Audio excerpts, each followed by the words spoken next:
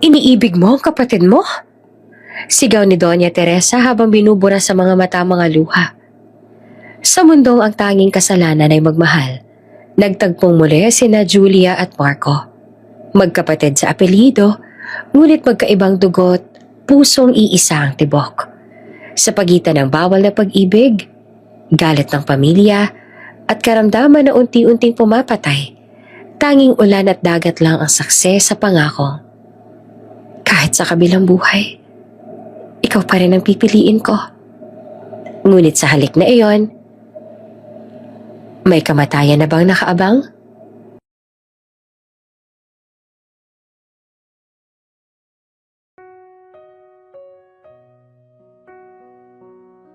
Sa bayan ng San Bartolome, sumasalubong ang araw sa dalampasigang kulay ginto.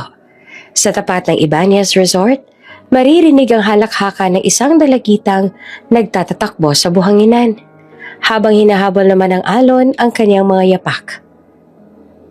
"Julia, huwag kang lalayo!" sigaw ni Marco, ang kanyang kuya, habang bitbit ang tuwalya. Nilingon siya ng dalaga at ngumiti. "Kuya naman, hanggang tuhod lang naman yung tubig, oh!" Napailing na lang si Marco pero hindi maikakaila ang ngiti sa labi. 16 na si Julia. Masigla, palakaibigan at parang sinag ng araw sa bawat umaga ng pamilya Ibanez.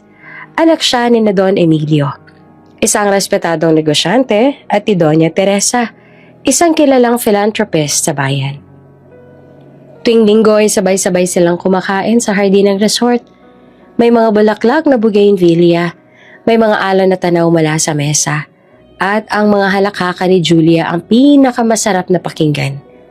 "Papa, tignan niyo po itong design ko para sa bagong kubo sa tabi ng beach," masiglang sabi ni Julia habang ipinapakita ang sketch sa notebook niya.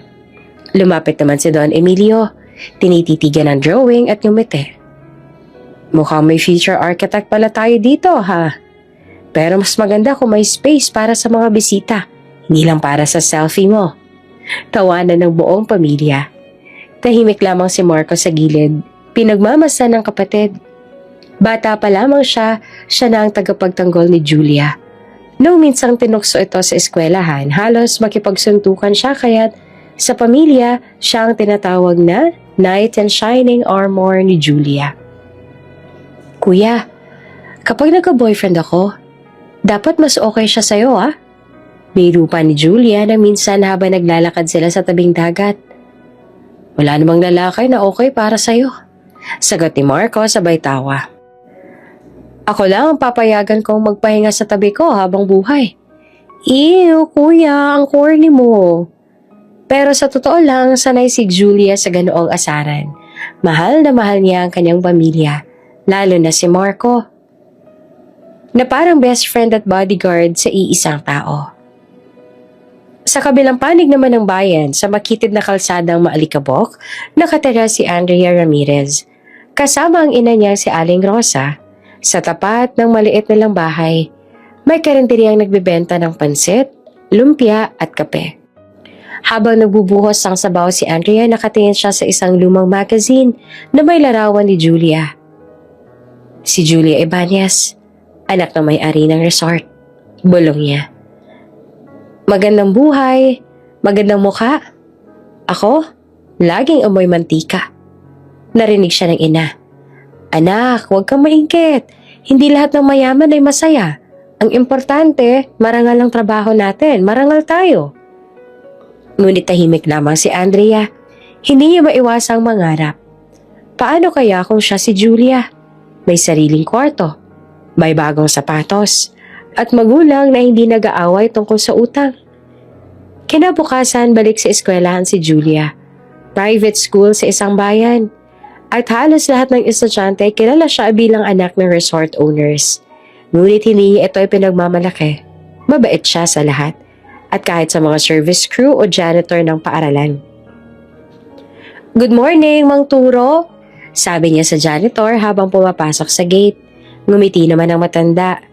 "Good morning din, Ma'am Julia. Ang bait mo talaga. Hindi ka katulad ng iba dyan." Sa loob ng classroom, nakaupo si Julia sa tabi ng bintana. Mahilig siyang tumingin sa dagat Mula roon, parang paraw niya pa rin ang bahay nila.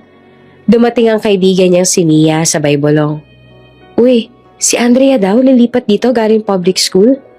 Sabi ng teacher, full scholarship daw. Talaga? Buti naman. Nakangiti si Julia. Sana maging friends kami. At doon na nga pumasok si Andrea. Maayos ang uniforme pero halatang kinakabahan. Naglakad siya sa gitna ng classroom. Dala ang lumang bag. Class, ito si Andrea Ramirez, bagong estudyante natin. Sabi ng guro. Ngumiti naman si Julia at kumaway. Hi Andrea, pwede ka sa tabi ko. Nagulat naman si Andrea, pero umupo pa rin sa tabi ni Julia. Sa unang pagkakataon, naramdaman niyang may mayamang tao na hindi siya tinitingnan ng mababa. Ang ganda naman ng notebook mo, sabi pa ni Julia. Ito ba? Luma na to pero okay pa naman, sagot ni Andrea na medyo nahihiya. Gusto mo palitan ko? Ang dami kong extra. Naho, wag na. Baka isipin mo naman ginagamit kita. Ngumiti si Julia. Naho, hindi Walang ganun sa akin. Kaibigan na kita. Nang gabing iyon, habang naglalakad pa uwi si Andrea, bitbit niya ang notebook na ibinigay ni Julia. Hindi niya alam kung bakit may kakaibang kurot sa dibdib. Parang gusto niyang maging katulad ng dalagang iyon. Maganda, mabait, at minamahal ng lahat. Sa bahay ng Ibanez, habang naghahapunan, napansin ni Doña Teresa ang kakaibang ngiti ni Julia. Aba, parang may kinikilig dito may bagong kaklase ba? Tanong ng ina. Meron po si Andrea, mabait po siya, pero medyo tahimik. Maganda ba? Singit ni Marco sabay kindat. Kuya, hindi lahat ng babae type mo, no? Tawa ni Julia. Ngunit sa isip ni Marco, iniisip niya kung bakit kakaiba ang pangalan na Andrea. Parang may pamilyar na tunog, bagaman hindi pa niya nakikita. Sa hapag, masaya pa rin ang tawanan. Si Don Emilio ay nagkukwento tungkol sa plano nilang palawakin pa ang resort. At si Doña Teresa naman ay nagbabalak magpa-scholar ng mga batang mahirap sa bayan. Kung sino man ang deserving, siyang bibigyan natin ng pagkakataon. Sabi ni Doña Teresa. Ang hindi nila alam, ang pangalan na iyon, Andrea Ramirez, ay magiging dahilan ng pagbagsak ng masayang mundong matagal na nilang binuo. Ngayon wala pa silang ideya. Masaya pa ang lahat. Tahimik pa ang gabi. At sa labas, sa ilalim ng buwan, may dalawang batang babae na magkaibang mundo, sina Julia at Andrea na hindi alam, iisa pa lang kwento nilang itinadhana ng kapalaran. At sa bayang iyon ng San Bartolome, sa gitna ng karangyaan at kahirapan, magsisimula ang istoryang babago sa buhay nilang lahat. Maliwalas ang umagang iyon sa San Bartolome. Puno ng tawanan ang loob ng paaralan habang nagkakantahan ng mga estudyante sa school quadrangle. Si Julia laging may dalang ngiti, abala sa paghanda ng decorations para sa Foundation Day. Julia, baka mahulog ka dyan! Sigaw ni Mia habang pinagmamasan si Julia na nakatayo sa silya. Iniaabot ang kortinang may mga lobo at banderitas. Konti na lang, promise, last na to. Tawa pa ni Julia, abala pa rin sa pag-aayos. Ngunit sa isang iglap, nadala siya sa sahig na may tulo ng tubig. Wala pa nakasalo. At bago pa siya tuluyang makasigaw, isang malakas na thud ang umalingaw-ngaw sa buong silid. Julia! Nataranta mga kaklase niya. Agad siyang nilapitan ni Mia. Nanginginig sa takot. Duguan ang gilid ng ulo ni Julia at pilit niyang iminumulat ang mga mata. Jules, huwag ka matulog. Tulungan niyo ako. Sigaw ni Mia habang tinatawag ang guro. Makalipas ang ilang minuto, dinala si Julia sa pinakamalapit na ospital. Habang umaandar ang sasakyan ng eskwelahan, mahigpit ang kapit ng dalagita sa kamay ng kaibigan. Mia, huwag kang iiyak. Okay lang ako. Mahina niyang sabi bago siya tuluyang nawalan ng malay. Pagdating sa ospital, agad na tinawagan ng pamilya Ibanez. Pagkarinig pa ng malita, halos mabitawan ni Doña Teresa ang hawak niyang tasa ng kape. Ano nangyari sa anak ko? Halos pasigaw niyang tanong. Naaksidente raw po sa eskwelahan, ma'am. Nasa St. Benedict Hospital po siya ngayon.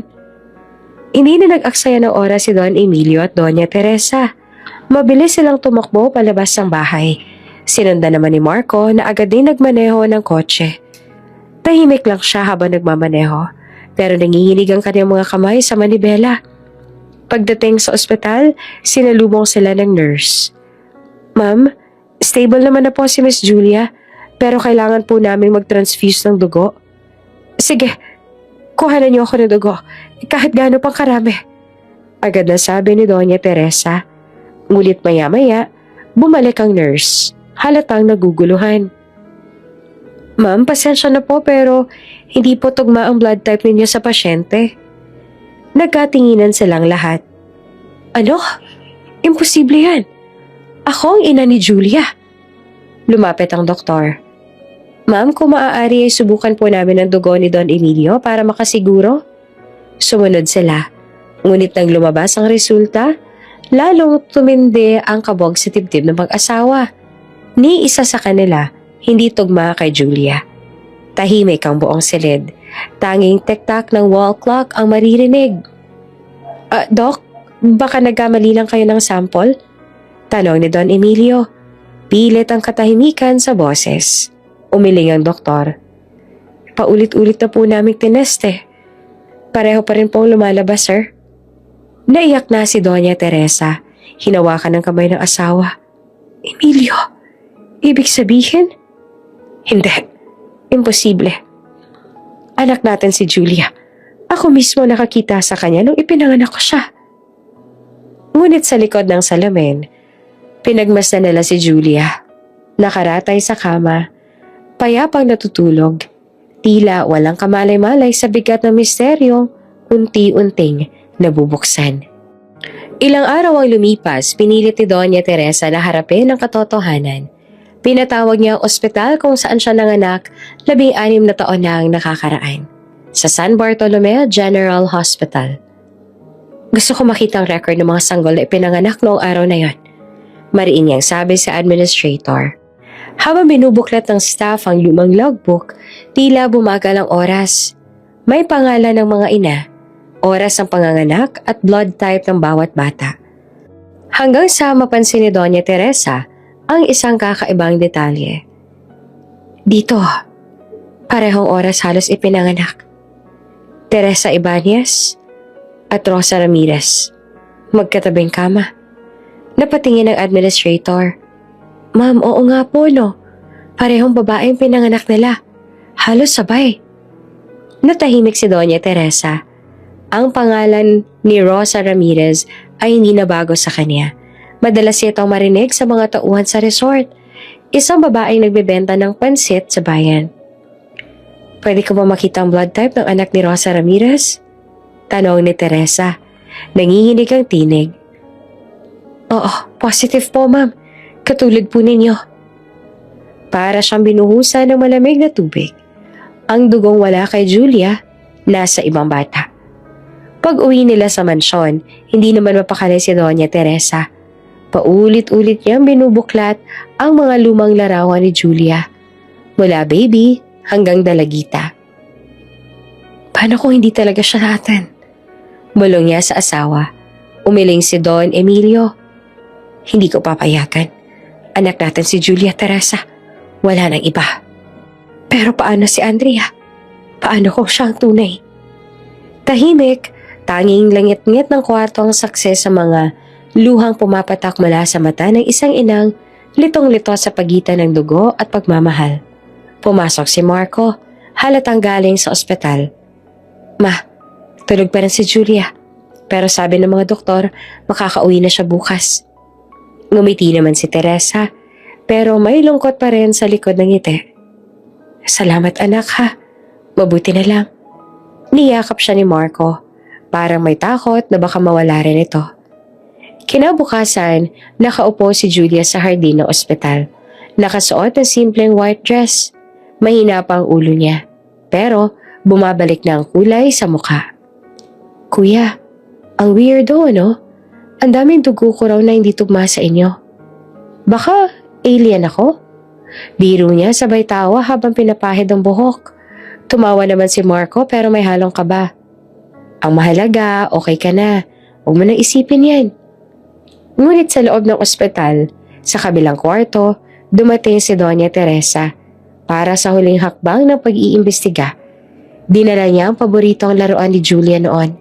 Isang maliit na pulang teddy bear na may pangalan sa tagiliran. Baby number 12, Ibanez. Ngunit nang ilabas ng nurse ang lumang archive ng ospital, may isa pang bear na katulad nito. Baby number 13, Ramirez. Magkatulad. Parehong araw, parehong oras, parehong tatak ng kumot. At doon na bumigay si Doña Teresa. Napaupo siya. Hawak ang dalawang laruan habang pumatak ang mga luhang matagal niyang tinigilan. Paano kung hindi ko pala siya anak? Pero siya pa rin ang minahal kong parang sarili kong anak. Sa labas ng ospital, lumalabo ang langit. Nagsisimula ng umulan. At sa unang patak ng ulan, nagsimula na rin ang unos sa pabago sa buhay ng dalawang pamilya. Ang Ibanez at ang Ramirez. Hindi alam ni Julia ang simpleng pagkadalas niya ay magiging dahilan ng isang katotohanang hindi kayang burahin kahit pa ng panahon.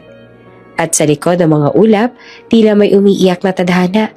Dahil ang dalawang batang ipinanganak sa iisang araw, ngayon ay magpapalit na ng buong mundo. Tahimik ang loob ng sala ng pamilya Ibanez nang dumating si Aling Rosa at ang anak niyang si Andrea. Sa pagitan nila ay parang huminto ang oras. Ang mayamang marmol na sahig at ang simpleng tsinelas ni Andrea ay tila nagbabanggaan ng dalawang magkaibang mundo. Si Doña Teresa nakaupo sa sofa, hindi siya makatingin ng diretsyo sa mag-ina. Sa tabi niya naman si Don Emilio, seryoso ang mukha at sa may gilid ng pinto nakatayo si Marco, baka sa mga mata ang kaba at kalituhan. Salamat po sa pagpunta. Mahinahong sabi ni Don Emilio, pinipigilan ng emosyon. Ngunit hindi na namin kayang itago ang katotohanan. Tahimik si Aling Rosa, pero bakas ang bigat sa dibdib. Sir, Ma'am, ni sa panaginip, hindi ko inakalang may ganitong nangyayari. Pero kung ano man ang totoo, tatanggapin ko. Sa tabi niya ay tahimik si Andrea, nakatungo at pinaglalaruan ng laylayan ng damit. Hindi niya alam kung matutuwa ba siya o maiiyak dahil sa harap niya, ang pamilya ng babaeng kinainggitan niya noon ay siya palang tunay na pamilya. Lumapit si Doña Teresa, nanginginig ang kamay. Andrea, akong tunay mong ina. Para siyang nabingis sa narinig. Hindi naman agad kumilos si Andrea. Para bang nakita niya ang mga luwang pumapatak sa pisngi ni Teresa.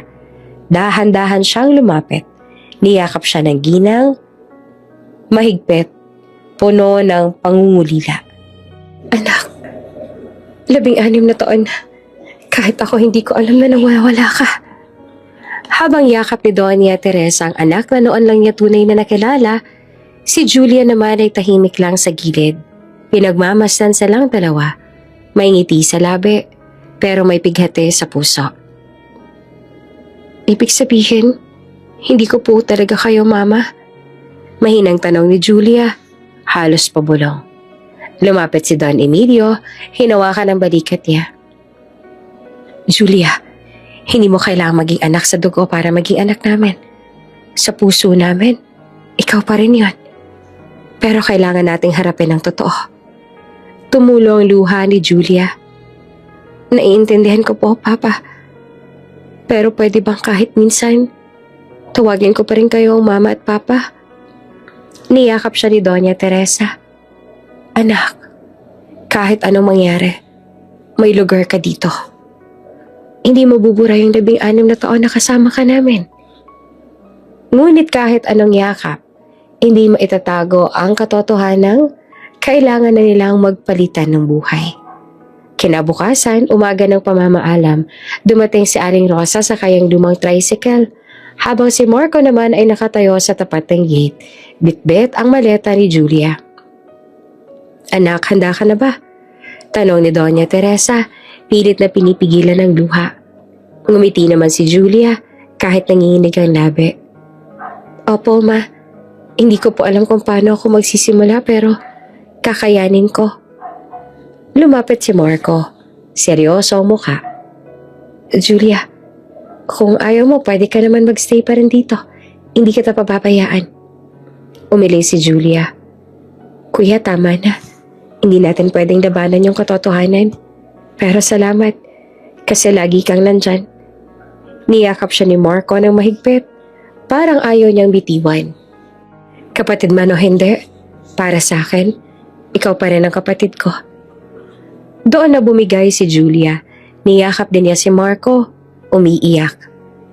Kuya, pangako mo. Babalikan mo ako kapag bumalik ka na galing sa Maynila, ha? Pangako. Sa gilid ni Andrea ay nakatayo lang. Nakasuot ng bago at mamahaling damit na binili ni Doña Teresa. Halatang hindi pa siya sanay. Nag-aalangan sa mga kilos, sa bigat ng sapatos, sa dami ng mata na nakatingin sa kanya. Andre, anak, sumakay ka na. Ihahatid ka namin sa school para makilala ka ng lahat. Sabi ni Doña Teresa, iniaabot ang kamay. Tumingin si Andrea kay Julia. Hindi ko alam kung anong sasabihin ko. Salamat siguro. Ngumiti naman si Julia at pilit na kalmado. Alagaan mo sila, ha? Mabait sila, pero medyo OA si mama minsan. Yung Kuya Marco? Tanong ni Andrea na bahagyang nakangiti. Siya? Ingatan mo rin yon. Madali lang yun mainis pero mabait yun. Nagkasalubong ang kanilang tingin. Dalawang babaeng magkaiba ang pinagmulan. Ngunit ngayon ay pinagdudugtong ng tadhana sa pinakamasakit na paraan. Pagdating ni Julia sa maliit na bahay ni Aling Rosa, ramdam niya agad ang init ng hangin at amoy ng mantika sa kusina. Ang sahig ay gawa sa semento at ang kisame naman ay may mga butas. Pasensya na anak, hindi ito kasing ganda ng dati mong bahay. Pero ito na yung tahanan mo sa ngayon. Sabi ni Aling Rosa habang inilalapag ang isang plastic na upuan. Ngumiti naman si Julia kahit halatang nangingilid ang luha. Maayos na po ito, Nay. Masarap nga pong amoy parang pansit canton. Ha, marunong ka palang magbiro. Sige, bukas sa bukas tuturuan kitang mag-isa. Dito tayo-tayo lang. Kinagabihan habang nakahiga si Julia sa lumang kama, pinagmamasdan niya ang mga dingding na gawa sa plywood. Malayo sa dating silid na may chandelier at aircon. Pero may kakaibang tahimik sa paligid. Parang tinatanggap siya ng bagong mundo. Hawak niya ang isang lumang larawan. Sila ni Marco noong bata pa. Pareho silang may buhangin sa mukha. Nagtatawanan sa tabing dagat. Dahan-dahan niyang hinaplos iyon bago pumikit. Kuya, sana totoo pa rin yung pangako mo. Samantala, sa mansyon ng Ibanez, habang nag-aalmusal, pinagmamasa ni Marco si Andrea na nakaupo sa dating pwesto ni Julia. Tahimik ito at hindi kumikibo. Anak, gusto mo ba ng hot chocolate? Tanong ni Doña Teresa. Opo, Mama. Napangiti naman si Teresa nang marinig ang tawag. Mama, iyan lang. Pero parang nabunutan siya ng tinik. Ngunit sa likod ng ngiti, si Marco naman ay hindi mapakali. Parang may mali. Hindi dahil kay Andrea, kundi dahil sa biglang pagkawala ni Julia sa bahay. Lumapit siya sa ina. Ma, kailan po natin pupuntahan si Julia? Kapag nakapag-adjust na siya, hayaan mo muna siya anak. Tumango naman si Marco, pero sa isip niya, alam niyang hindi siya mapapalagay hanggat hindi niya nasisigurong maayos si Julia. Sa unang linggo ng pagbabago, parehong mundo ay nagkakapa sa dilim. Si Andrea nahihirapang mag-adjust sa buhay mayaman, sa mga etiketa, sa paraan ng pagsasalita at mga taong tila binabantayan ng bawat kilos niya. Si Julia naman natutong maglaba, magluto at tumulong sa karinderya. Hindi madali, pero natutunan niyang ngumiti sa bawat pawis at pagod. Tuwing hapon sa gilid ng dagat kung saan madalas siyang tumambay dati, nakaupo pa rin siya. Pinagmamasa ng paglubog ng araw. Ang ganda, no? Parang dati lang, kuya. Bulong niya, habang dinadala ng hangin ng mga alon sa kanyang mga paa. At sa kabilang dulo naman ng dagat, sa terrace ng mansyon, si Marco ay nakatingin din sa parehong tanawin. Parehong araw, parehong langit. Hindi nila alam, iyon ang simula ng paglalakbay ng dalawang kaluluwang magkahalo sa tadhana. Isa na mapagkumbaba at isa na unti-unting magbabago. Mabigat ang hangin sa umagang iyon sa San Bartolome. Tahimik ang buong baryo. Pero sa loob ng bahay ni na Aling Rosa ay may mabigat na lungkot na hindi maipaliwanag. Si Julia nakaupo lamang sa harap ng lumang mesa. Tahimik lamang na nakatingin sa tasa ng kape na halos hindi niya ginagalaw. Sa labas ng bintana maririnig ang pag-andar ng mga sasakyan. Ang pamilya Ibanez ay paalis na papuntang Maynila at mula roon lilipad na sila patungong Amerika. Anak, baka gusto mong magpaalam sa kanila. Huling araw na nila rito. Mahinahong sabi ni Aling Rosa habang pinupunasan ang mga kamay sa apron. Hindi agad sumagot si Julia, pero nang tumulo ang unang luha, alam niyang kailangan niyang harapin ito. Opo, Nay. Sa tapat ng mansyon ng mga Ibanez, puno ng mga tao. Mga tauhan, kaibigan, at ilang kapitbahay na gustong magpaalam. Pero sa gitna ng lahat ng iyon, si Julia lang ang tila nakatigil sa oras. Hawak niya ang maliit na papel na binalot sa panyo. Sulat na hindi niya alam kung ibibigay pa ba niya. Habang papalapit siya sa gate, nakita niya si Marco. Nakatayo sa gilid ng kotse, hawak ang bag at halatang pilit na pinipigilan ang sarili. Julia! Tawag niya agad na makita ito. Napatakbo naman si Julia at bago pa man siya makapagsalita, niyakap na siya ni Marco ng mahigpit. Iyong yakap na parang gustong huminto ang mundo. Kuya, aalis na talaga kayo? Garal-gal na tanong ni Julia na halos hindi makatingin. Oo, si Papa ang may gustong lumayo muna. Sabi niya baka daw doon mas madali kami makalimot. Pero, paano ako lilimot kung nandito ka? Tinuro ang puso niya. Tumulong luha ni Marco. Hinaplos niya ang buhok ni Julia. Tulad ng dati noong mga bata pa sila. Huwag mong kalimutan lahat ng tinuro ko, ha? At huwag kang magpakasakit ng ulo. Kuya, pwede bang sumama ako? Napakagat labi naman si Marco. Kung ako lang sana masusunod, oo.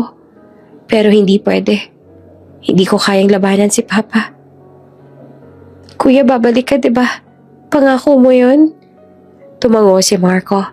Pilit na nakangiti kahit namumugto ang mga mata. Pangako, Julia. Kahit anong mangyari. Babalikan kita.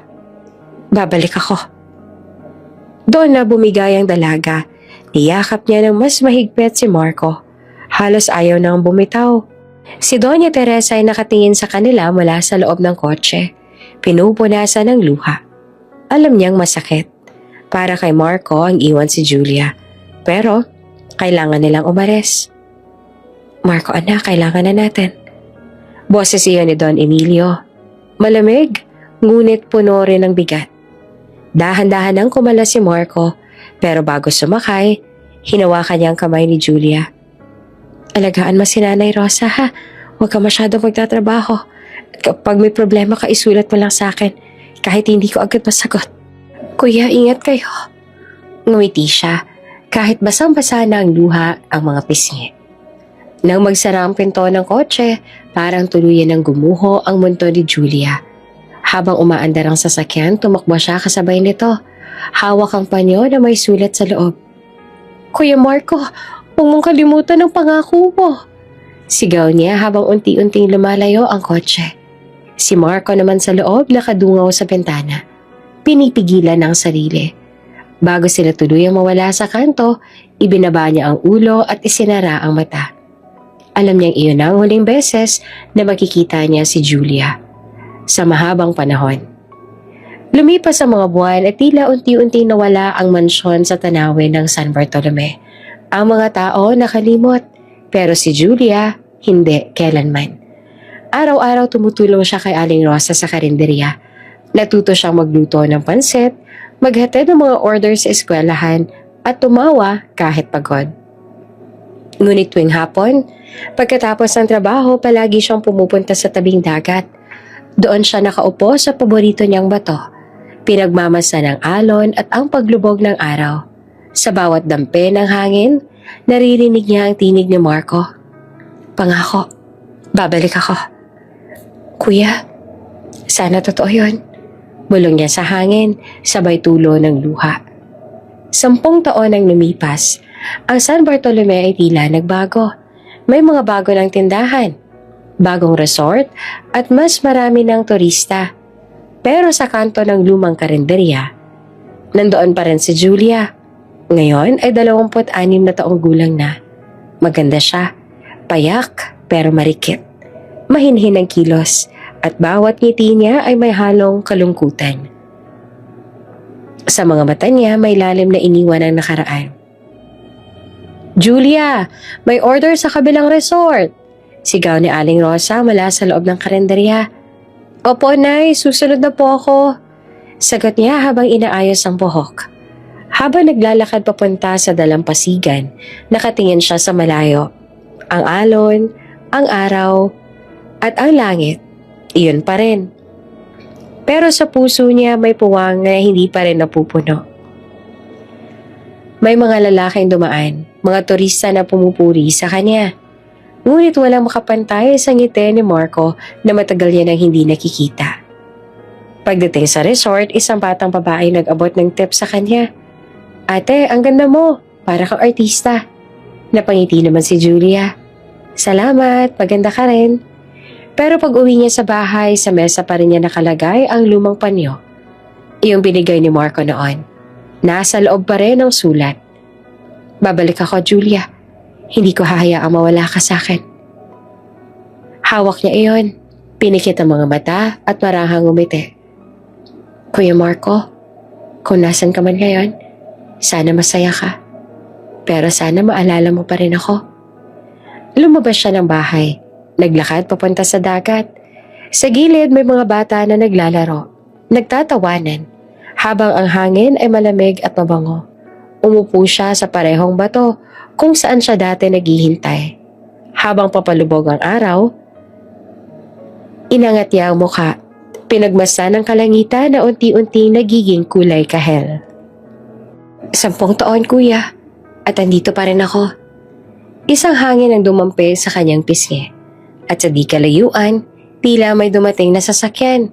May dayuhang plaka. Ngunit hindi niya iyon pinansin. Hindi pa niya alam, iyon na palang simula ng pagbabalik ng pangakong akala niya'y nalimot na. Mainit at maaliwalas ang umaga sa San Bartolome. Banayad ang hangin na galing sa dagat.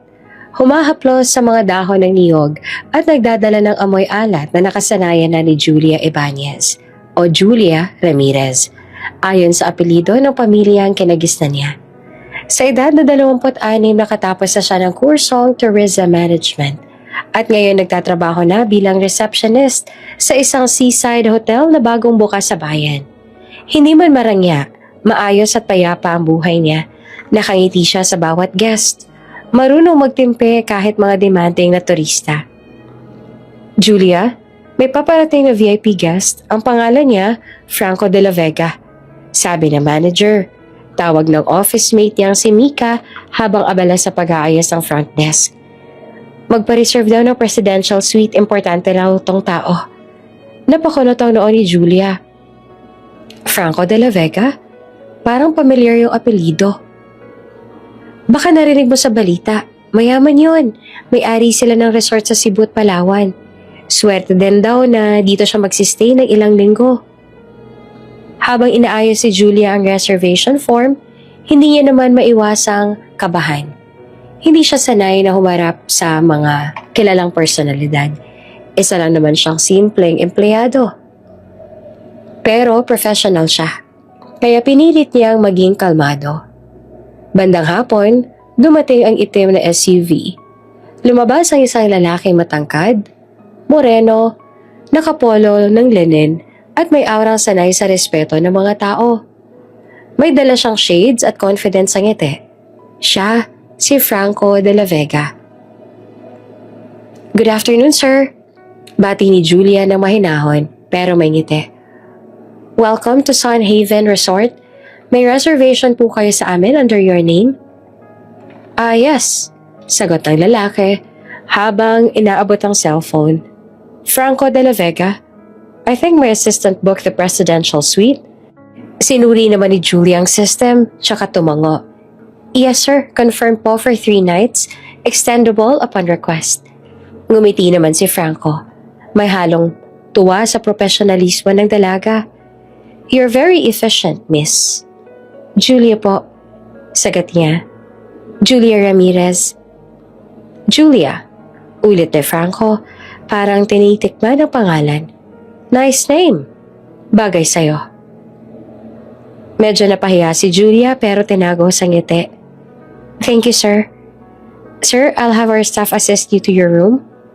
Habang umaalis si Franco, napansin ni Mika ang namumulang pisngi ng kaibigan. Uy, Julia, kinilig ka ata. Uy, hindi oh. Depensa ni Julia pero nakangiti. Ganun lang talaga siya siguro makitungo sa tao. Pagkalipas ang ilang araw, naging paboritong lugar na ni Franco ang resort lobby. Particular na ang front desk kung saan lagi naka-duty si Julia. Good morning, Miss Julia. Bati niya isang umaga na may dalang kape. Hindi ka pa rin ba nagsasawa sa trabaho? Sanay na po ako, sir. Sagot ni Julia na abala sa computer. Minsan lang napapagod, lalo na kapag sunod-sunod ang mga guests. Di ba dapat binibigyan ka ng day off? Sabi ni Franco na nangangiti. O kaya, dinner with your boss. Napatingin si Julia. Nakatawa pero halatang nahihiya. Sir, baka mapagalitan ako kapag nakita kami ng manager. Wala ka namang ginagawang masama. Promise, professional dinner lang. At ganun nga nagsimula ang madalas sa pangungulit ni Franco. Tuwing may bakanting oras, dadalhan niya si Julia ng kape, pastry o bulaklak. Lagi may dahilan para dumaan sa front desk. Lagi may thank you kahit wala namang dapat pasalamatan.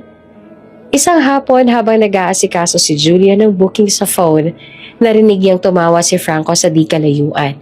Habang kausap ang mga staff, malakas, nakakahawa at parang puno ng sigla. Hindi niya alam kung bakit, pero biglang gumaan ang loob niya. Kinagabihan, naglalakad siya sa tabing dagat matapos ang shift. Dala-dala niya ang tsinelas at pinapakiramdaman ang malamig na tubig sa mga paa. Malayo, may lalaki nakatayo sa batuhan. Nakatingin din sa dagat. Hindi niya makita ng malinaw, pero parang pamilyar ang tindig. Pagkurap niya, tumalikod ito, sakay ng sasakyan at umalis. Bumalik siya sa resort, iniisip kung sino kaya ang lalaki yon. Siguro isa sa mga guests, bulong niya sa sarili. Kinabukasan, dumating ulit si Franco. Mukhang pagod pero masigla pa rin. Julia, may favor sana ako. Pwede mo ba akong tulungan maghanap ng event coordinator dito? Plano ko sana magpa-small gathering next week. Sure, sir. Sagot niya. I'll check with our local partners po. Salamat. At saka, sandali siyang tumigil. Huwag mo na akong tawagin, sir. Franco na lang. Nakakailang eh. Parang ang tanda ko na. Napatawa naman si Julia. Kasi boss ko kita. Boss sa papeles lang. Pero dito, bumiti siya. Kaibigan mo ako. At mula noon, naging madalas na pang kanilang kwentuhan. Minsan tungkol sa buhay, minsan naman tungkol sa dagat. Minsan, simpleng kamustahan lang. Ngunit sa bawat ngiting binibigay ni Julia, may bahagyang lungkot sa likod ng mga mata niya. Tuwing tinitingnan niya ang dagat sa labas ng resort, may hinahanap pa rin siya. Isang alaala ng nakaraan na hindi niya maipaliwanag. Sa kabilang banda, hindi niya alam na ang dagat na iyon ay muling magiging saksi sa pagbabalik ng isang taong minsan na nagpaikot ng mundo niya. Ngunit hindi pa ngayon. Sa ngayon, si Franco pa lang. Ang tadhana, marunong maghintay. Maaliwalas ang umaga sa resort. Nakatitig si Julia sa dagat habang inaayos ang mga papeles sa front desk. Hangin mula sa dalampasigan, halong alat at lamig ng umaga ang nagbibigay sa kanya na ginawa tuwing pagod sa trabaho. Kakatapos lang ng isang corporate event at habang ang iba ay nagkakape pa, siya naman ay abala na ulit sa susunod na booking. Miss Julia, Sigaw ng isa sa mga staff. Andiyan na po si Sir Franco. Agad naman siya napalingon. Papalapit si Franco de la Vega. Naka-white linen polo, sunglasses, at may ngiti na parang laging handang manligaw. Anak mayaman, may-ari ng ilang branch ng resort chain na iyon. Pero sa tuwing lumalapit kay Julia, tila nagiging ordinaryong lalaki lang. Good morning, Julia. Bati niya sabay ngiti. Ang sipag ba talaga? Hindi mo man lang ako binibigyan ng chance na ihatid ka pa uwi. Napairap si Julia at bahagyang ngumiti. Sir, trabaho po ito. Hindi naman po kailangan ng hatid. Hindi kailangan, oo. Pero gusto ko. Sagot ni Franco, sabay abot ng kape. Iced latte, 2 pumps caramel. Favorite mo, diba? Nagulat siya. Paano niyo po nalaman yan? May mga mata ako dito. Natatawang sagot pa ni Franco. At baka naman, pwede mo akong gantihan. Dinner? Sir, baka mapagalitan po ako ng manager. Pabirong sagot ni Julia, pero halata nagpipigil ng ngiti.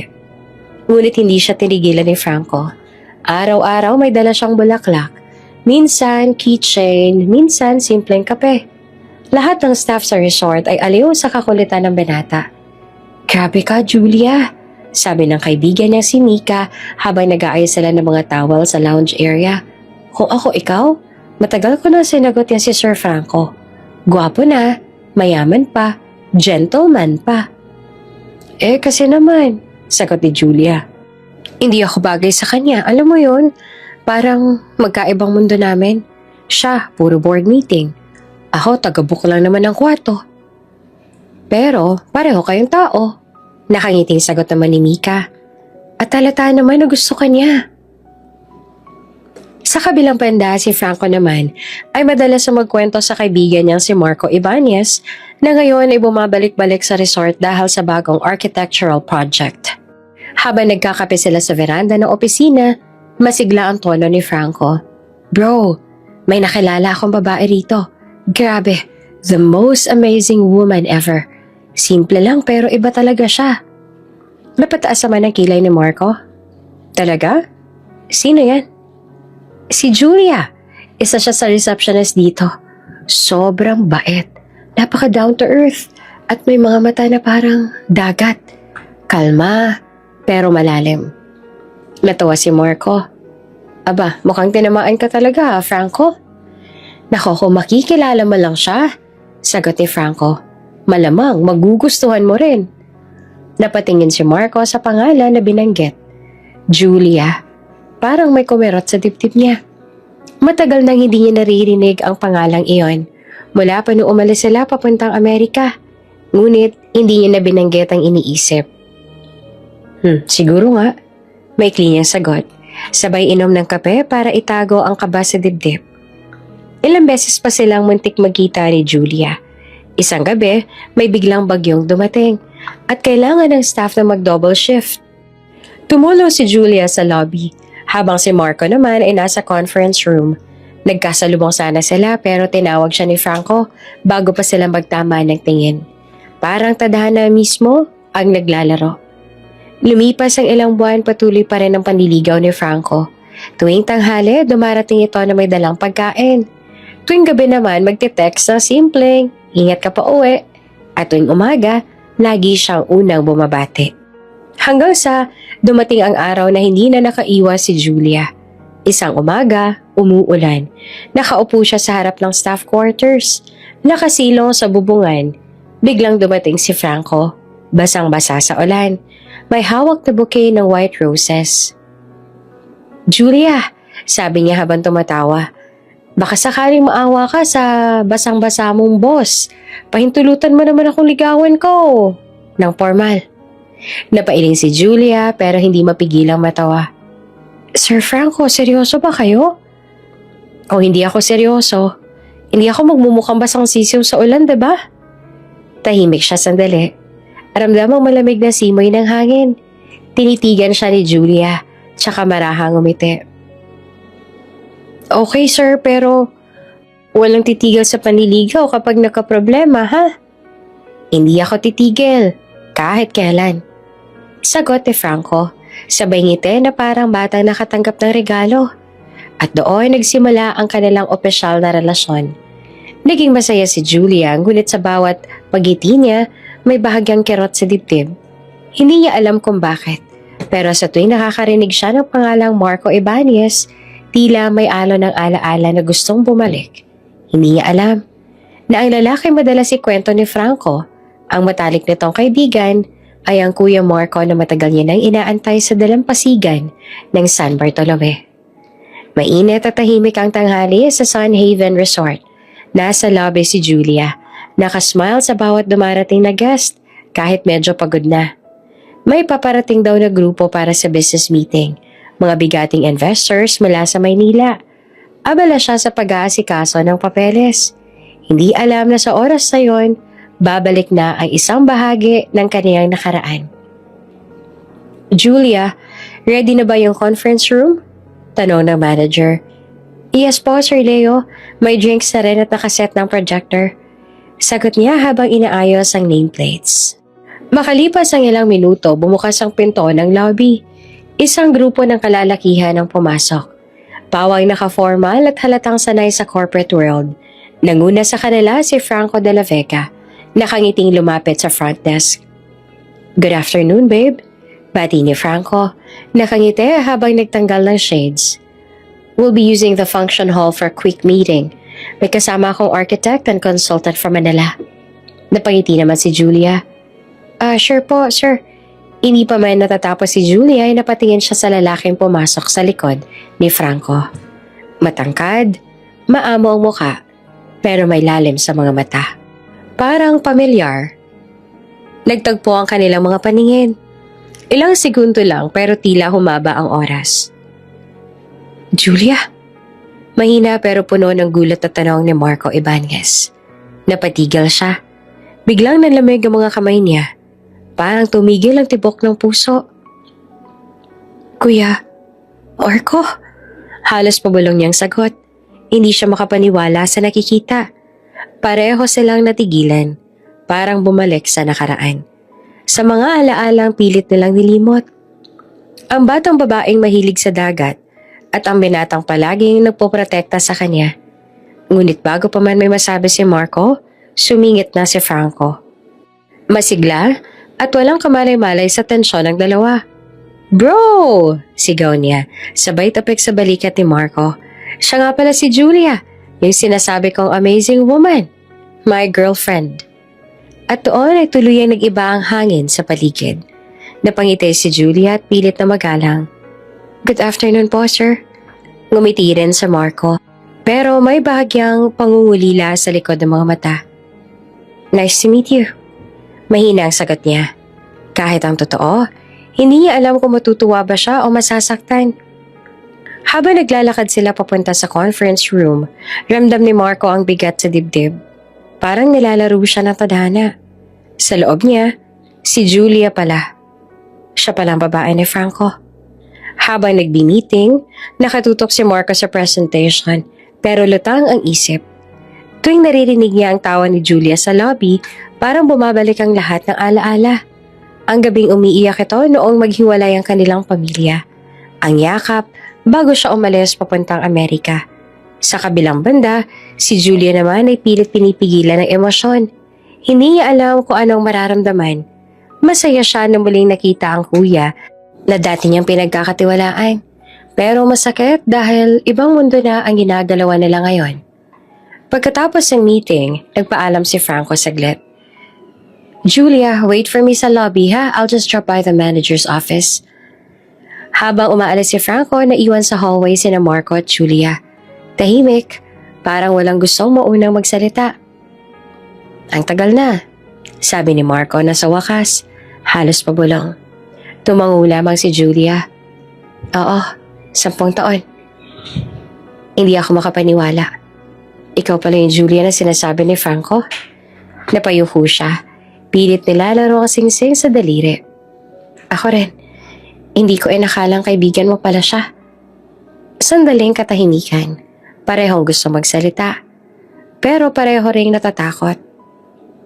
Hanggang sa ngumiti si Marco, pilit na tinatago ang bigat. Maganda ka pa rin. Mas saging. Ikaw. Napatingin si Julia at bahagyang nagulat sa tono nito. Salamat. Ngumiti rin siya, pero halatang nanginginig ang labi. Nang bumalik si Franco, agad niyang niyakap si Julia mula sa likod. Masaya at walang kamalay-malay. Babe, ready ka na? Let's have lunch with the team. Ngumiti si Julia ng pilit. Sige. Habang tinitingnan ni Marco ang eksenang yon, tila may kumurot sa puso niya. Hindi niya maintindihan kung bakit, pero parang muling nabuhay ang damdaming matagal niya nang inilibing. May fiancé siya, si Yvette, ang babaeng matagal niya nang kasintahan sa Amerika. Pero sa sandaling iyon, nang makita niyang masaya si Julia sa piling ng iba, doon niya lang napagtanto kung gaano niya itong na-miss. Sa hapag ng restaurant, puno ng tawanan ng grupo. Si Franco, abala sa mga kwento ng business. Si Julia naman, tahimik lang. Paminsan-minsan ngumingiti. Si Marco ay tahimik lang din. Pero ang mga mata niya, hindi makaiwas sa dalaga. Pagkatapos ng lunch, naglakad si Marco palabas ng resort. Sa bawat hakbang, narinig pa rin niya ang boses ni Julia. Malambing, kalmado at puno ng alaala. Hindi ko dapat nararamdaman to. Bulong niya sa sarili. May fiancé na ako. At siya, girlfriend na ng kaibigan ko. Ngunit kahit ilang beses siyang piliting itangge, alam niya hindi na maibabalik sa dati ang puso niyang muling nagising. Sa kabilang dulo naman ng resort, nakatingin din si Julia sa dagat. Pareho nilang alam kung ano ang laban ang sisimulan ng tadhana. Magdadalawang buwan na mula nang muling nagkita sina Julia at Marco. At simula noon, tila araw-araw ay laban para sa puso ni Julia. Si Franco, ang lalaking halos sambahin siya, ay naging sobrang maalaga. Hatid sundo sa trabaho, laging may pasalubong at halos ipagsigawan sa lahat kung gaano niyang kamahal si Julia. Pero sa likod ng mga ngiti niya, may tahimik na kalituhan na unti-unting kumakain sa kanya. Madalas siyang mapaisip habang tinitingnan ng dagat sa harap ng resort. Mahal ko ba talaga si Franco? O thankful lang ako sa kanya? At sa bawat tanong na iyon, isang pangalan lang ang paulit-ulit na pumapasok sa isip niya. Si Marco. Julia, are you okay? Tanong ni Franco isang gabi habang nagdi-dinner sila sa restaurant ng resort. Napabalik siya sa realidad. Ha? Oo naman. Medyo pagod lang sa trabaho. Ngumiti naman si Franco. Inilapag ang kutsara at tinignan siya sa mata. Alam mo, kahit napagod ka, ikaw pa rin ang pinakagusto kong tanawin araw-araw. Ngumiti naman siya, pilit, pero hindi maikukuble ang lungkot sa mga mata. Mahal kita, Julia. At kahit ano pang mangyari, ikaw lang ang pipiliin ko. Salamat, Franco. Iyon lang na isagot niya. Habang magkasama sila, nasa kabilang mesa naman si Marco. Tahimik na umiinom ng kape kasama ang ilang staff ng project team. Hindi niya sinasadya pero mula roon, tanaw niya ang mesa ni na Julia. Ramdam niyang masaya si Franco. Pero sa bawat tawa ni Julia, nakikita niya ang ngiting hindi umaabot sa mata. Pagkatapos ng gabi, pauwi na si Julia nang magkasalubong sila ni Marco sa hallway. Julia, tawag nito na mahinahon. Marco, sagot naman niya. Halatang nagulat pero hindi umaatras. Can we talk? Saglit lang. Tahimik lang siyang tumango. Lumakad sila sa may veranda ng hotel. Tanaw ang dagat na pinapailawan ng buwan. Masaya ka ba? Tanong ni Marco ng derechahan. Ha? Kay Franco. Natuwa siya ng bahagya. Pilit. Oo naman. Mabait naman siya. Mahal niya ako. Lahat ng babae, gugustuhin siya. Pero agad din siya napayuko. Minsan hindi ko lang alam kung bakit para bang may kulang. Tumingin si Marco sa kanya. May halong sakit at pag-aalala. Hindi mo kailangang pilitin maging masaya, Julia. Ngumiti siya, pero may luha sa gilid ng mga mata. Minsan kasi, Marco, mas madaling magmahal ng taong sigurado sa'yo. Kesa sa taong alam mong hindi mo dapat mahalin. Tahimik silang pareho. Tanging hampas lang ng alon ang naririnig. Pagkatapos ng ilang sandali, nagpaalam si Julia at naglakad palayo. Pero alam nilang pareho, may apoy na muling nagising. Oops! May break muna. Gusto mo bang ma-shoutout dito sa channel ni Ate Jane? Mag-comment lang ng lesson you learned from the latest story uploaded. Dahil pipili kami ng isang best comment of the day para i-shoutout sa susunod na upload. Kaya huwag kalimutang mag-iwan ng lesson you learned after you watch this video. Maraming salamat! Shoutout nga pala kina Yoli Reyes from Naples, Italy, Ruby Mentoyo, Damasco, at Rochelle Casas from Bukidnon. Sa ating mga taga-subaybay, paki-comment naman po sa baba kung taga saan kayo para alam ko kung hanggang saan umaabot ang mga kwento ni Ate Jane at para ma-shoutout ko kayo sa mga susunod pa nating mga kwento. Maraming salamat sa pakikinig.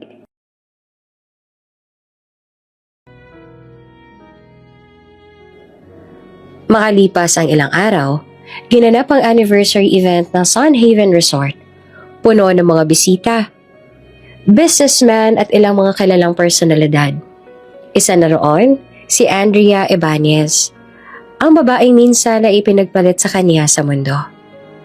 Pagpasok ni Andrea, agad siyang napansin ng lahat. Elegante ito nakaputi, nakataas ang baba, at parang siya ang may-ari ng lugar. Wow! The famous Ibanez princess. Bulong ng isang staff. At nang makita niya si Julia, agad siyang umisi. Oh, look who's here. The ever-loyal receptionist. Ngumiti naman si Julia na magalang. Hi, Andrea. It's been a while. Yeah, you look simple as ever. Sabi ni Andrea na may halong pang-aasar. Habang nagaganap ang program, lumapit ulit si Andrea kay Julia. At this time, sa harap ng maraming tao. So, ikaw pala yung girlfriend ni Franco. Hindi ko akalain na mahilig pala siya sa mga ordinary. Tahimik si Julia, piniling ngumiti at huwag patulan. Ayaw mo talagang sumuko sa spotlight, ano? Adik ka pa rin sa atensyon. Palaging gusto mong bida. Dagdag pa ni Andrea, sabay tawa. Nag-ikot ang mga bisita, nagbulungan. Pero si Julia, kalmado lang. Hindi ko naman kailangan maging bida, Andrea. Mahinahon niyang sagot. Masaya ako kung saan ako. Lalong naggityat si Andrea. Wow, ang bait mo talaga. Pero pagka magpakasanta, lahat ng yan, peke lang. Bago pa lumala, biglang lumapit si Marco. Malamig ang tingin kay Andrea. That's enough. Madiin niyang sabi. Nagulat naman si Andrea. Kuya Marco, you're defending her now? Yes. Sagot naman ni Marco ng derechahan. Dahil kahit kailan, mas totoo si Julia kaysa sa kahit anong maskara mo. Tahimik ang paligid. Si Julia hindi alam kung matutuwa pa ba o mahihiya. Naglakad siya palayo. Ayaw niya mag-iskandalo. Pero bago pa siya lumayo, tinapik ni Marco ang braso niya. Hey, mahinang sabi nito. Don't let her words bother you. Ngumiti si Julia at bahagyang tumango. Hindi ko na kailangang patunayan pa kahit kanino, Marco. At habang pinagmamasa ni Marco ang paglalakad niya palayo, napangiti siya ng malungkot. Ang babae noon na mahina at laging umaasa, ngayon ay matatag na at marunong nang tumindig. At sa bawat hakbang ni Julia, lalong lumalalim ang paghanga niya. Isang damdaming pinipilit niyang itago, pero bawat araw, lalong lumalakas. Makalipas lang ilang buwan, bumalik muli sa Pilipinas si Andrea Ibanez, dalang dahilan na kailangan niyang asikasuhin ang ilang negosyo ng pamilya. Pero sa likod niyon, isa lang talaga ang gusto niya. Ang makita, si Franco de la Vega. Simula ng huling event sa Haven Resort, hindi na siya matahimik. Hindi niya matatanggap na ang lalaking gusto niya noon pa man ay kasintahan na ngayon ng babaeng pinakaayaw niya, si Julia Ramirez. Pagdating ni Andrea sa resort, agad siyang sinalubong ng mga staff. "Good afternoon, Miss Ibanez. Welcome back." Ngumiti siya na matamis, pero sa likod ng ngiti ay may halong yabang at panlilin lang. "Nasaan si Mr. De La Vega?"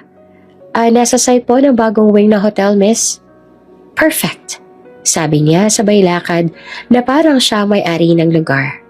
Pagdating niya sa lobby, nakita niya agad si Julia na abala naman sa front desk, naka-uniform. Simpleng ayos pero kapansin-pansin ang natural na ganda. Ngumisi si Andrea, nilapitan ito. "Well, look who's here. Miss Amazing Woman. Still smiling, huh?" Ngumiti naman si Julia, kalmado. "Hello po, Miss Andrea. Welcome back po." Professional pa rin. Pero alam mo, curious ako. Yumuko siya ng kaunti, halos pawalong. "How does it feel na pinili ka ni Franco? Nakakatawa lang, diba? Dati utility ka lang dito. Ngayon, girlfriend ka na ng may-ari." Napatingin sa kanya si Julia, pero hindi na nagsalita. "Ay, sorry ha. I don't mean to be rude." Sabay tawa ni Andrea, na halatang may pang-aasar. "You just upgraded so fast. That's it." Kinagabihan nag-dinner ang grupo ni na Franco, Marco at ilang investors sa restaurant ng resort. Dumating din si Andrea. Suot ang mamahaling red dress at agad na umupo sa tabi ni Franco. "Franco, I missed you. Hindi mo malang ako binisita sa Singapore," sabi niya habang nakangiti. Busy lang talaga ako, Andrea." Sagot naman ni Franco, halatang nag-aalangan. "Busy? O may ibang pinagkakaabalahan?" Sabay tingin kay Julia, natahimik lamang sa kabilang dulo ng mesa. Napansin ni Marco ang tensyon at nagsalita. "Andrea, let's just enjoy the dinner. This isn't the place." "Relax, Marco." Sad naman ni Andrea. May ngisi. "I'm just teasing, you know?" Pero habang tumatagal ang gabi, lalong tumitindi ang pang-aasar ni Andrea kay Julia. Mga parinig, mga sarcastic na biro, at mga tinging puno ng pangmamaliit. "Julia, honey," sabi ni Andrea sabay lagay ng kamay sa balikat ni Franco. "How do you keep a man like Franco? I mean, let's be honest, you're not exactly in his league." Tahimik ang paligid. Halatang nagulat ang lahat. Bago pa makasagot si Julia ay nagsalita na si Marco. Malamig ang boses. "Enough, Andrea." Tumingin si Andrea sa kanya. May bahid ng inis. "Why are you always defending her, Kuya Marco? What's so special about her?" Tumingin si Marco kay Julia. Saglit lang, pero puno ng emosyon. "She's kind. Something you should try sometime." Tumahimik ang mesa. Halos mapahiya si Andrea. "Wow," sabi niya, napilit ng ngiti. "So, you're both on her side now?" Tumayo si Julia. Ayaw nang makigulo. Excuse me, I'll just go check the front desk." Pero bago pa siya tuluyang makalayo, hinabol pa siya ni Andrea ng salitang matatalim. "Run away, Julia? That's what you do best." Kinabukasan, sinadya ni Andrea si Julia sa work. Habang wala si Franco at Marco, lumapit siya sa front desk. May dalang kape at ngiti na halatang peke. "Good morning. Coffee?" Nagulat naman si Julia. Thank you, Miss Andrea." Pero bago niya matanggap, bigla itong tinapon ni Andrea sa mesa. Natapon sa mga papeles si Julia. "Oh no, I'm so clumsy." Sabay tawa. "You should clean that up." Napatigil ang ibang staff, pero walang nagsalita. Tahimik lamang si Julia. Kinuha ang tissue at sinimulang linisin ang kalat. Habang pinupunasan niya ang mesa, biglang may bumagsak na boses mula sa likod. "Andrea." Lumingon silang lahat. Si Marco, nakatayo sa pintuan. Seryoso ang mukha. What the hell are you doing? Marco, it's not what it looks like. Don't lie to me. Lumapit si Marco, tinignan ng kalat. Tapos si Julia. Julia, are you okay? Opo sir, okay lang ako. Sagot niya na mahina pero kalmado. Tumingin ulit si Marco kay Andrea. You've gone too far. Excuse me? Sabi ni Andrea, nakataas ang kilay. I was just... Don't you dare treat her like that ever again. Madiin niyang sabi. Hindi lahat ng tao kailangang tapakan mo para maramdaman mong mataas ka.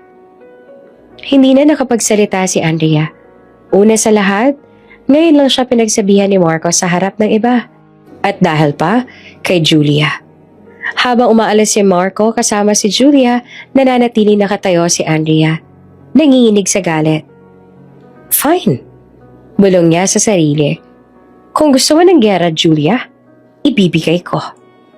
Sa labas ng hotel, huminto si Marco at tumingin kay Julia. Pasensya ka na. Hindi ko na kayang panoorin kang inaapi. Ngumiti naman si Julia, bahagyang tumango. Salamat Marco, pero kaya ko naman ang sarili ko. I know, sagot ni Marco. Pero hindi ibig sabihin nun, mananahimik ako habang sinasaktan ka. Tahimik silang dalawa habang pinapanood ang paglubog ng araw sa dagat. At sa sandaling iyon, kahit walang salitang binibitawan, pareho nilang alam na may damdaming hindi dapat, pero hindi rin kayang itanggi. Tahimik ang gabi sa tabing dagat, tanging hampas ng alon at ihip ng hangin ang bumabasag sa katahimikan. Maliwanag ang buwan, at sa dalampasigan ng Haven Resort, dalawang anino ang nagtagpo sa gitna ng dilim. Si Julia at si Marco. Nakatayo si Julia, nakatingin sa laot. Ang buhok niya ay nilalaro ng hangin habang mahigpit naman na hawak ang suot na cardigan. Sa likod niya, unti-unting lumapit si Marco. Halos hindi na humihinga sa kaba. Julia? Mahinang tawag niya. Napalingon si Julia at sa sandali nagtagpo ang kanilang mga mata, parang huminto ang mundo. Ilang beses na silang nag-iwasan sa mga event at meeting ni Franco. Ngunit ngayong gabi, para bang wala ng hadlang. Bakit ka nandito? Mahina ngunit nanginginig na tanong ni Julia. Hindi ko na kaya. Sagot naman ni Marco na halos pabulong. Araw-araw kitang nakikita, pero parang lalong sumasakit. Hindi ko alam kung anong dapat kong gawin. Tumalikod si Julia. Pilit tinatago ang luhang nagbabadyang tumulo. Pero Marco, malito.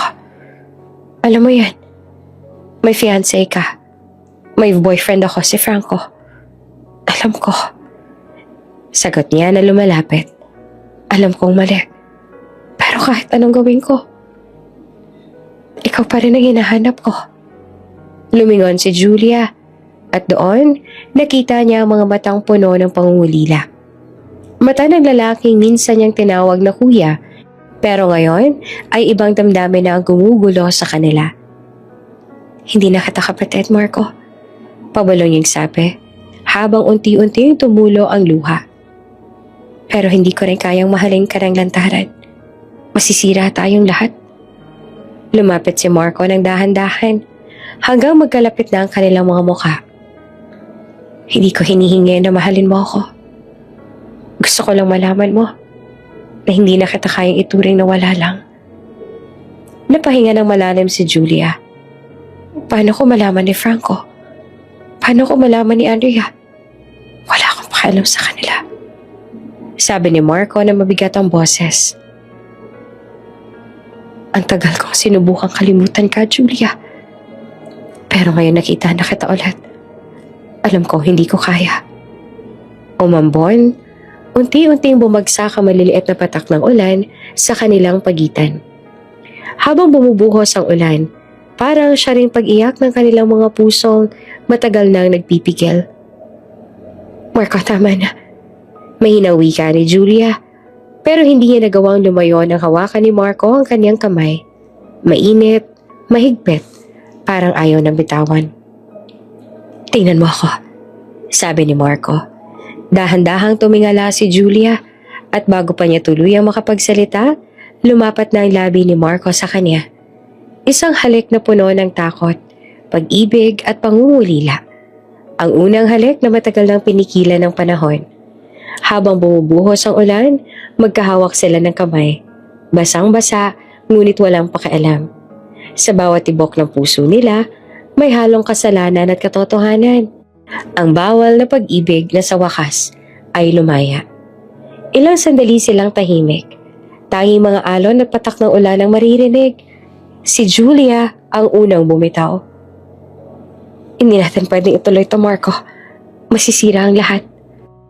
Pero nasisira na ako ng patuloy kong pagtatago. Sagot naman ni Marco na mapait ang ngiti. Ayokong araw-araw kong makikita ka nasa tabi ni Franco at magpanggap na okay lang. Napapikit naman si Julia, nanginginig rin ng tinig. Kung mahal mo ako, huwag mo nang sabihin. Dahil mas masasaktan tayong pareho. Pero hindi ko na kayang itago, Julia.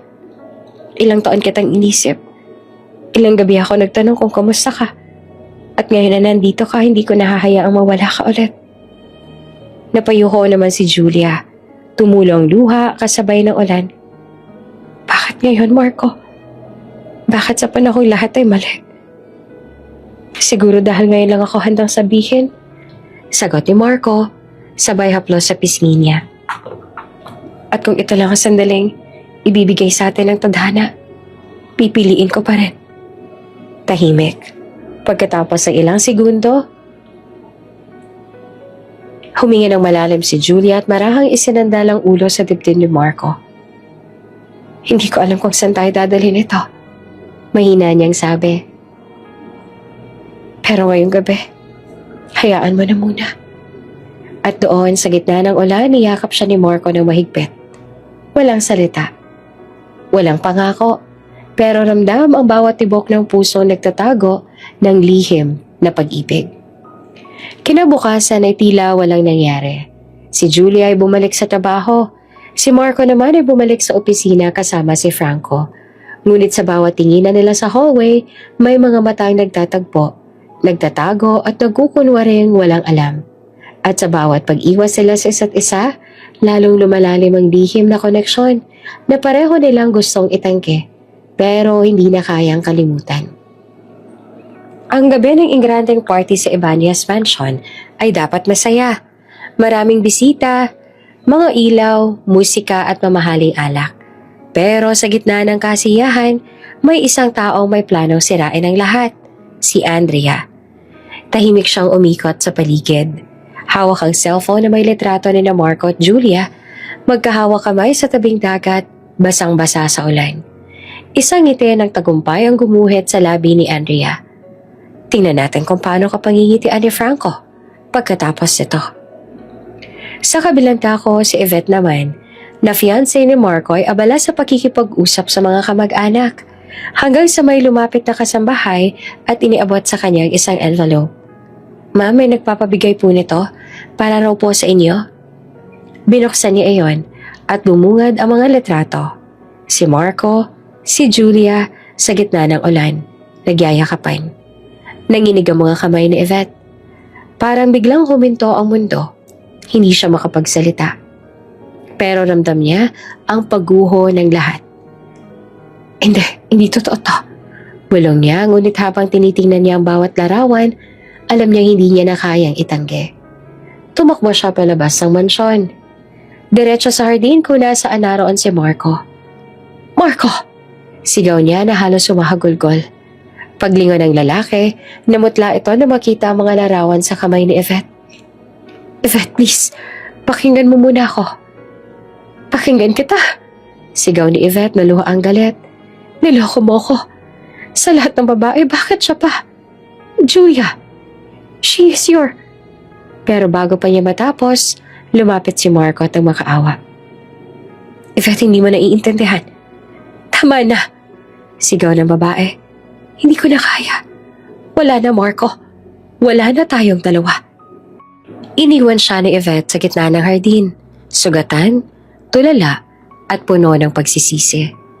Kinabukasan kumalat ang mga larawan sa loob ng pamilya. Si Andrea mismo ay nagpakalat nito. Kunwari nag-aalala. Hindi ko alam kung paano ko sasabihin pero Baka dapat niyo pong malaman, Mama. Sabi niya na kunwari mahinahon. Ipinakita niya ang mga retrato sa mga magulang ni Marco, sina Don Emilio at Doña Teresa.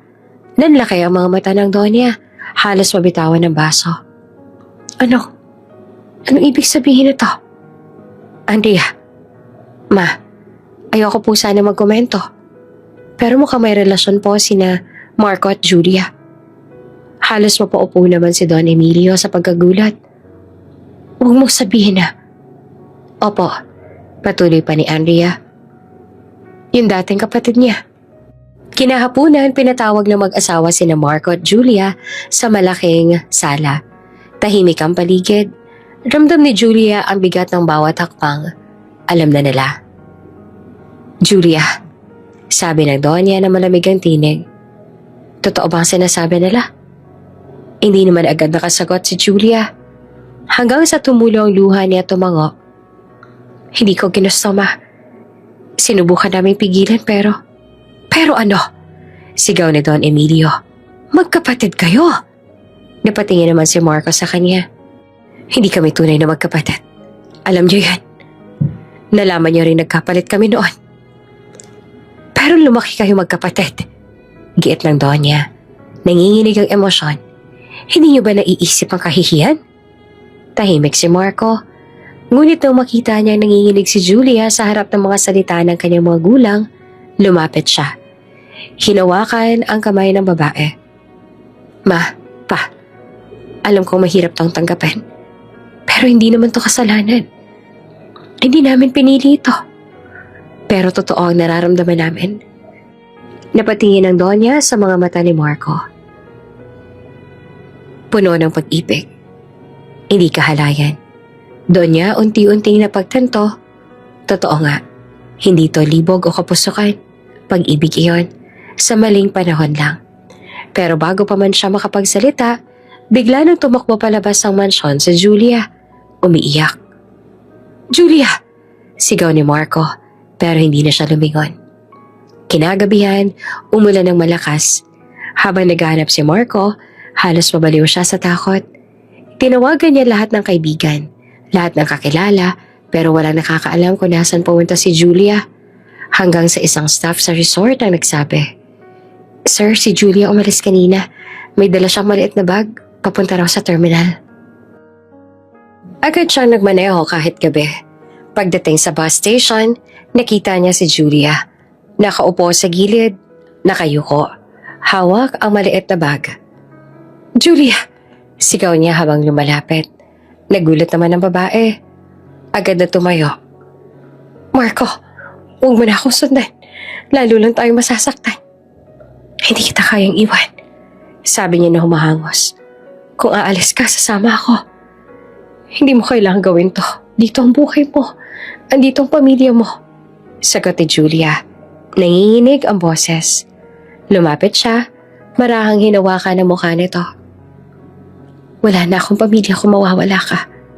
Wala na akong buhay kung hindi ikaw ang kasama ko. Tumulo ang luha ni Julia.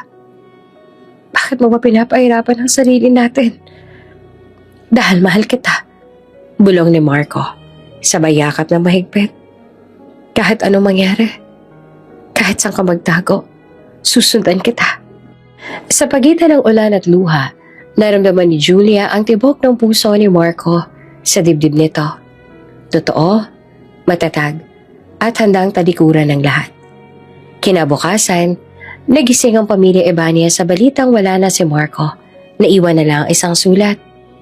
Ma, Pa, hindi ko ginustong saktan kayo. Pero ito lang ang paraan para mabuhay kami na hindi kailangang ikahiya ang pag-ibig namin. Patawad po. Pero ito ang pipiliin ko. Marco. Maagang umalis sina Marco at Julia. Sa gitna ng malamig na hangin ng umaga, sumakay sila sa bus patungong Baguio. Bitbit lamang ang ilang gamit at lakas ng loob.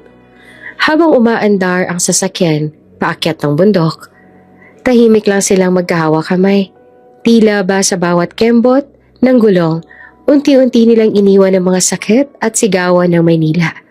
Dito, walang makakakilala sa atin. Bulong pa ni Marco. habang pinagmamasdan ng mga ulap na dumudungaw sa bintana. Ngumiti naman si Julia, mahina ngunit totoo.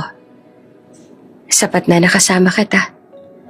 Pagdating nila sa Baguio, tumira sila sa isang maliit na bahay na inuupahan malapit sa gilid ng bundok. Tahimik, malamig at laging amoy pine tree. May maliit na hardin sa labas kung saan nagtatanim si Julia ng mga bulaklak. At tuwing umaga ay nagtitimpla siya ng kape habang si Marco naman ay nagpipinda ng mga disenyo para sa mga proyekto niya online. Para silang dalawang taong tumakas sa mundo at sa wakas ay nakahanap ng kapayapaan. Gabi-gabi sila naglalakad sa Session Road. Kumakain ng strawberry taho at nagtatawanan na parang walang naganap na bagyo sa kanilang nakaraan. Minsan, habang nakaupo sila sa terrace, biglang nagsalita si Julia. Marco, minsan naisip ko, baka isang araw, magising na lang ako na lahat pala to ay panaginip lang. Lumapit si Marco at hinawakan ng kanyang pisngi. Kung panaginip man to, sana wag na tayo magising. Ngunit gaya ng lahat ng tahimik na umaga, darating at darating ang unos. Isang araw habang nagluluto si Julia ng almusal, bigla na lang siya napaupo. Nabitawan niya ang kutsara at halos mawala ng hininga. Agad siyang sinalo ni Marco, natataranta. Julia? Julia, ano nangyayari sa'yo? Mahinang boses si Julia, nanginginig. Nahihilo ako, parang ang bigat ng dibdib ko. Agad siyang dinala ni Marco sa pinakamalapit na ospital sa lungsod. Habang nakahiga siya sa kama, malamig ang kanyang balat at maputla ang mukha. Nakatayo si Marco sa gilid ng kama. Hindi siya mapakali. Lumabas ang doktor matapos ang ilang oras. Mabigat ang mukha nito. Parang may pasa na balita. Mr. Ibanez, mahinang sabi ng doktor. May nakita po kaming abnormalidad sa dugo ni Miss Julia. Napatitig si Marco, hindi siya makagalaw. Ano pong ibig niyo sabihin? May leukemia po siya. Parang tumigil ang mundo ni Marco. Lahat ng ingay sa paligid ay naglaho. At ang tanging naririnig niya na lang ngayon ay ang tibok ng puso niyang tila mababasag sa sakit. Hindi yun totoo. Ngunit totoo nga. At sa bawat araw na lumilipas, lalong humihina si Julia. Habang nasa ospital, madalas ay nakatanaw lang siya sa labas. Pinagmamasdan ng mga ulap na dumaraan sa tuktok ng bundok. Isang gabi, habang tahimik silang magkasama, nagsalita siya. Marco, mahina niyang sabi. Kung sakali mang mawala ako, huwag mo sisisihin ang sarili mo. Agad siyang tinakpan ni Marco ng halik sa labi. Huwag mo sabihin yan, hindi ka mawawala. Gagaling ka, Julia. Gagawin ko ang lahat. Lumapit siya sa kama. Hinawakan ng kamay nito. Mahal kita, Julia.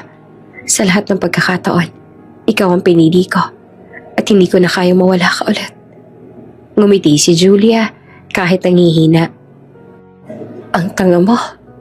Pero mahal din kita. Lumipas sa mga araw, unti-unti niya nakitang humihina si Julia. Hindi na siya makalakad ng maayos. Kaya si Marco na nagluluto, nag-aalaga at nagbabantay gabi-gabi. Kahit pagod, kahit walang tulog, kahit hindi na siya umaalis sa tabi nito. Isang umaga, binuksan ni Marco ang kortina. Tingnan mo, bumababa ang ulap. Ang ganda, parang langit. Ngumiti naman si Julia na mahina. Parang gusto ko nang lumipad kasama nila. Niyakap siya ni Marco ng mahigpit. Hindi pa ngayon. Hindi pa. Ngunit sa kabila ng pag-asang yon, may takot na gumagapang sa puso niya. Tuwing gabi, habang tulog si Julia, umiiyak si Marco sa tabi ng kama. Paulit-ulit niyang sinasabi sa sarili, kaya pa natin to. Kaya pa ni Julia. Isang gabi, habang bumubuhos ang ulan, niyakap niya si Julia ng mahigpit. Marco, bulong nito, salamat sa lahat. Kahit isang saglit lang binigyan mo ako ng buhay na gusto ko. Huwag mo sabihin salamat. Na parang paalam. Sagot ni Marco na pilit na nakangiti pero nagingilid ang luha. Bago siya tuluyang makatulog, bumulong si Julia. Kung sakali, hanapin mo ako sa hangin. Doon lang ako mananatili. At sa labas ay bumuhos ang ulan, parang luha ng langit para sa dalawang pusong nagtatago, nagmamahalan at lumalaban sa takdang panahon. Sa gabing iyon, niyakap ni Marco ang babaeng pinakamamahal niya. At sa unang pagkakataon, natakot siyang magising sa umagang wala na ito sa kanyang tabi. Parang gumuho ang mundo ni Marco sa araw-araw tuwing nakikita niyang nangihina si Julia. Sa bawat pagbangon niya sa umaga, ang unang tanaw niya ay si Julia. Maputla, payat at halos wala ng lakas. Dati masigla itong tumatawa sa bawat biro niya. Pero ngayon, kahit simpleng ngiti, tila isang laban na. Ginawa ni Marco ang lahat. Ginastos niya ang lahat ng ipon, ibinenta ang ilang gamit, at kinontak ang mga kaibigan sa Maynila para maghanap ng posibleng donor. Araw-gabi siyang gising sa tabi ni Julia, nag-aasikaso ng gamot, nag-aalaga, at halos hindi na kumakain. Marco, mahinang boses si Julia habang pinagmamasdan siyang inaasikaso ang gamot. Tama na, magpahinga ka naman minsan. Ngumiti siya, kahit pagod. Hindi ako mapapagod hanggat hindi ka gumagaling. Tuwing gabi, tinitingnan niya si Julia habang natutulog. Pinagmamasdan ang mukha nitong parang anghel, payapa pero puno ng laban. Minsan, hindi niya mapigilang maiyak ng tahimik. Hindi niya matanggap na ang babaeng pinili niyang ipaglaban ay unti-unting nauupos sa kanyang mga bisig. Isang araw, habang nasa ospital, biglang may kumatok sa pinto. Si Franco. Matagal nang hindi niya nakita. Nakasuit pa rin ito. Pero baka sa mukha ang pag-aalala. Marco, wika ni Franco. Nalaman ko nangyari kay Julia. Tumulong na ako na maghanap ng donor sa foundation namin. Tahimik si Marco saglit. Hindi niya alam kung paanong tatanggapin ang tulong ng lalaking minsang minahal din ni Julia. Pero nakita niya ang sinseridad sa mga mata ni Franco. Salamat, Franco. Mahina niyang sabi. Hindi ko na alam kung saan pa ako hahanap ng pag-asa. Pare, sagot ni Franco. Hindi ko kayang panoorin si Julia na ganito.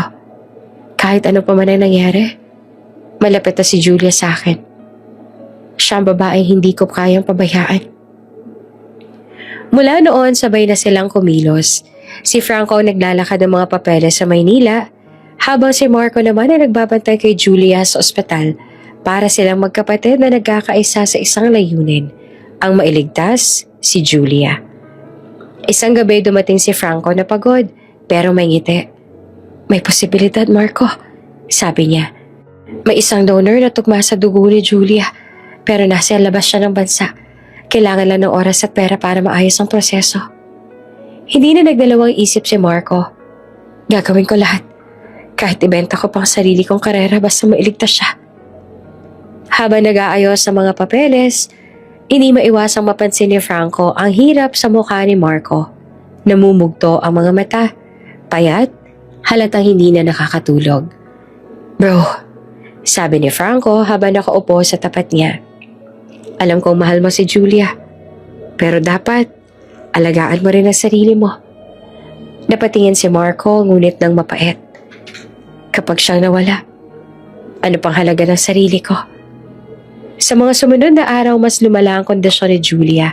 Madalas na siyang magising sa gitna ng gabi, hinihingal o di kaya'y nilalagnat. Kapag gising siya, lagi niyang hinihingi ang kamay ni Marco. Dito ka lang ha, hindi ako aalis. Sagot naman ni Marco, mahigpit ang kapit. Kahit saan tayo dadalhin ito, kasama mo ako. Dumating ang doktor makalipas ang ilang araw. Tahimik itong lumapit, nagbukas ng folder at tumingin kay Marco at Franco. Ginagawa namin ang lahat, sabi niya. Pero kung may himala lang sana, tumigil ang oras. Ang salitang himala ay parang saksak sa puso ni Marco. Ibig bang sabihin, wala na silang magagawa? Paglabas ng doktor, tahimik lang si Marco sa gilid ng kama. Tumutulo ang luha niya kahit pilit niyang pinipigil. Lumapit si Franco at tinapik siya sa balikat. Hindi pa tapos ang laban, Marco. sabi ni Franco. Habang humihinga si Julia, may pag-asa. Ngumiti si Marco ng pilit. Sana nga, Franco. Sana nga. Kinagabihan, habang nakahiga si Julia, nagising siya at nakita si Marco na nakasubsob sa kamay niya. Marco, mahina niyang tawag. Agad siyang nag-angat ng ulo. Oh, gising ka na, okay ka lang ba? Ngumiti naman si Julia, kahit nangihina. Huwag ka na malungkot. Sabi ko naman sa'yo, diba? Kahit anong mangyari, mahal kita. Hindi na siya nakasagot. Tanging luha ang bumagsak sa pisngi niya habang niyayakap niya si Julia ng mahigpit. Sa labas ng ospital, bumuhos na naman ang ulan. Tila pinapatunayan ng langit na may mga laban na kahit alam mong mahirap, patuloy mong haharapin dahil mahal mo ang dahilan. At sa sandaling iyon, sa pagitan ng takot at pag-asa, tanging ang tibok ng puso ni Marco ang naririnig. Sabay sa mahina ngunit matatag na paghinga ni Julia. Lalaban tayo, Julia, hanggang sa dulo. Bulong niya. Lumipas ang mga linggo at unti-unti pang humina si Julia. Ang dating malakas sa boses niya, ngayon halos pabulong na lang. Ang mga mata niyang dati puno ng liwanag, ngayon tila kandilang unti-unti nang nauupos. Pero kahit na ganoon, pilit pa rin niyang nginingitian ang mundo, lalo na si Marco. Gusto ko pa rin na maglakad sa tabing dagat. Mahina niyang sabi isang umaga habang nakasandal sa unan. Teka, baka mapagod ka, sabi ni Marco agad siyang inalalayan. Hindi, kahit sandali lang. Gusto ko maramdaman yung hangin, yung dagat. At doon sa ilalim ng papalubog na araw, naglakad silang dalawa sa buhanginan. Dala ni Marco ang isang kumot at thermos ng mainit na tsaa, habang si Julia naman ay naka-jacket at may maliit na notebook sa kamay. Tahimik silang naglakad, pinagmamasa ng mga alon na tila sumasabay sa bawat tibok ng puso nila. Naalala mo, sabi ni Julia, nung bata pa tayo, palagi kong gustong abutin yung alon, pero lagi mo akong pinipigilan nun. Ngumiti naman si Marco. Kasi naman lagi kang padalos-dalos. Takot ako masaktan ka. Tumingin si Julia sa kanya, mata sa mata. Pero ngayon, hindi mo na ako mapipigilan. Gusto ko maramdaman lahat. Pati sakit. Pati saya. Umupo siya sa buhangin. Inalabas si Julia ang notebook niya. May pahinang puno ng sulat kamay, mga tula, mga alaala, mga liham. Ginawa ko to. Simula nang malaman ko may sakit ako. Paliwanag niya. Para kahit wala ako, may maiwan ako sa'yo. Binuksan niya ang isang pahina at binasa ng mahina. Kung sakaling sa ibang buhay muli tayong magkita, gusto kong ikaw pa rin ang unang hahawak sa kamay ko. Hindi bilang kapatid, hindi bilang bawal na pag-ibig, kundi bilang kaluluhang matagal ko nang minahal. Hindi naman napigilan ni Marco ang luha. Hinawakan niya ang kamay ni Julia. Mariin, parang ayaw nang pakawalan.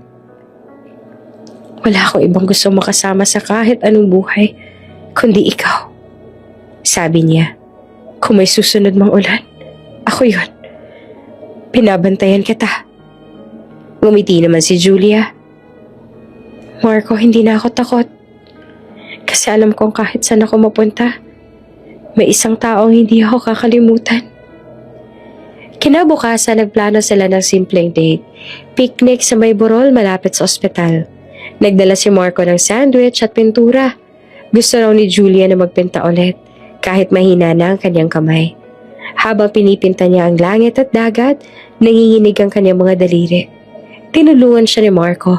Hinawakan ng kamay at sabay nilang ginuhit ang kulay asul. Anong gusto mong ipinta? Tanong ni Marco. Yung dagat, sagot naman ni Julia. At yung dalawang tao sa tabing dagat.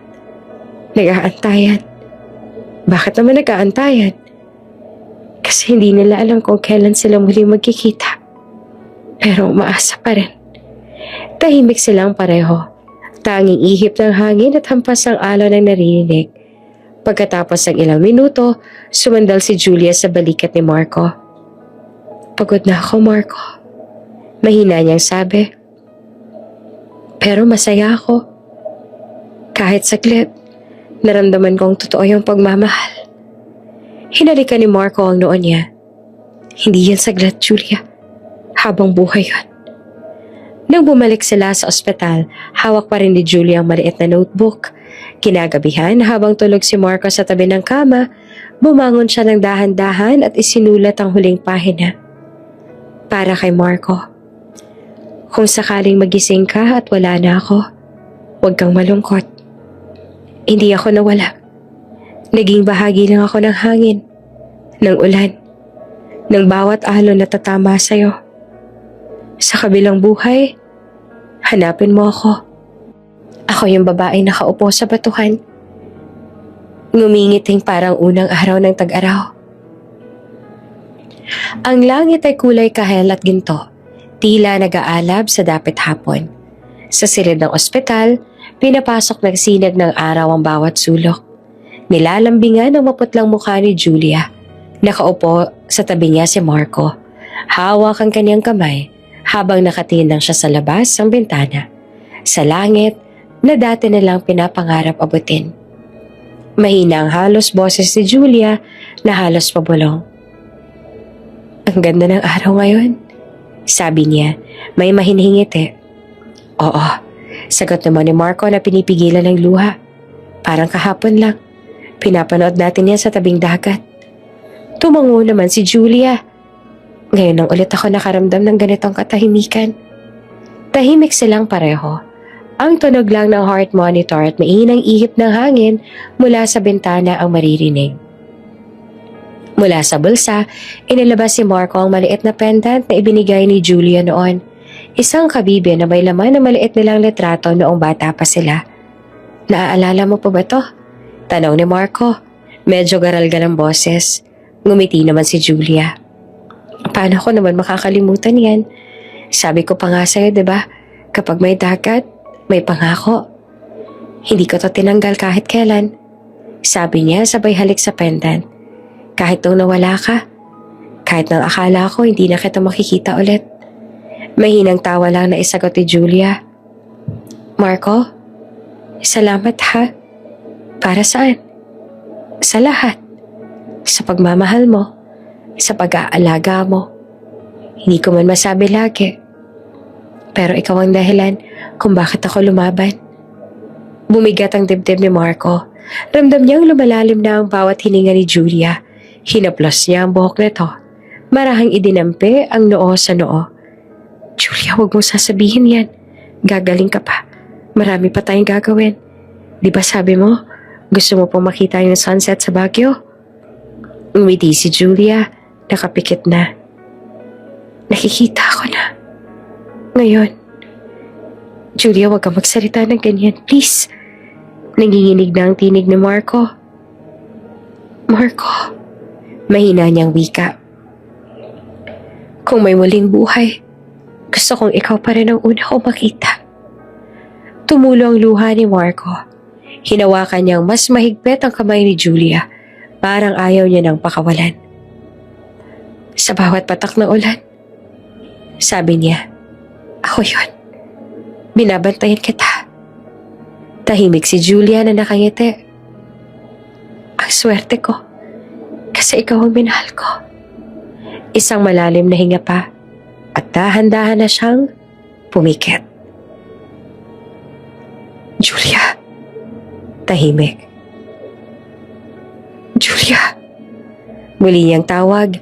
Nanginginig ang boses. Lumapit siya at tinampi ang tenga sa dibdib nito. Wala nang pintig ng puso. Julia! Sigaw ni Marco. Halos mabasag ang boses sa pag-iyak. Huwag mo akong iiwan. Huwag ngayon. Julia, please. Yumuko siya. Niyakap ang malamig na katawan ng babaeng minahal, higit pa sa sarili. Paulit-ulit niyang inuusal ang pangalan nito, habang ang luha niya ay bumabagsak sa mukha ni Julia. Bakit ngayon pa? Akala ko ba lalaban tayo hanggang dulo? Ngunit ang tanging sagot sa kanya ay katahimikan. Sa labas, unti-unting bumuhos ang ulan. Mabagal, marahan, parang nakikiramay ang langit. Ang bawat patak ay tila sumasabay sa pagtangis ni Marco. Lumuhod siya sa tabi ng kama. Hinawakan ang kamay ni Julia at dahan-dahan ipinatong ang pendant sa kanyang dibdib. Hindi kita malilimutan, mahina niyang sabi. Sa bawat ulan, sa bawat alon, sa bawat liwanag ng araw, ikaw pa rin ang dahilan. Matagal siyang nanatiling ganon. Tahimik, walang ibang maririnig kundi ang ulan at ang marahan niyang paghingi ng tawad sa tadhana. Kung ganito man magtatapos ang pag-ibig natin, bulong niya, mas pipiliin ko pa rin to. Kasi kahit sandali lang, naging akin ka. Lumipas ang ilang oras, huminto rin ang ulan. Sa kalangitan may bahagyang liwanag na sumilip. Tila isang paalala na sa kabila ng lahat ng sakit, may pag-ibig na mananatili. Dumating si Franco kinabukasan, dala ang bulaklak. Walang salitang lumabas sa kanyang bibig na makita ang katawan ni Julia. Lumapit siya kay Marco at tinapik ang balikat nito. Alam kong mahal mo siya hanggang dulo, sabi ni Franco na halos mabulong. Tumango naman si Marco na tulala. Hindi ko alam kung paano ako mabubuhay na wala siya. Bubuhayin mo siya sa alaala mo, bro. Tugon naman ni Franco. Ganon ang tunay na pag-ibig. At sa sandaling iyon, habang bumabalot ang katahimikan sa buong silid, muling tumingin si Marco sa labas ng bintana. Ang langit ay tila umiiyak pa rin, ngunit sa bawat patak ng ulan, may kakaibang init sa puso niya. Isang alaala ng babaeng minahal niya hanggang sa huli. Paalam, Julia. Bulong niya. Hindi ito ang katapusan.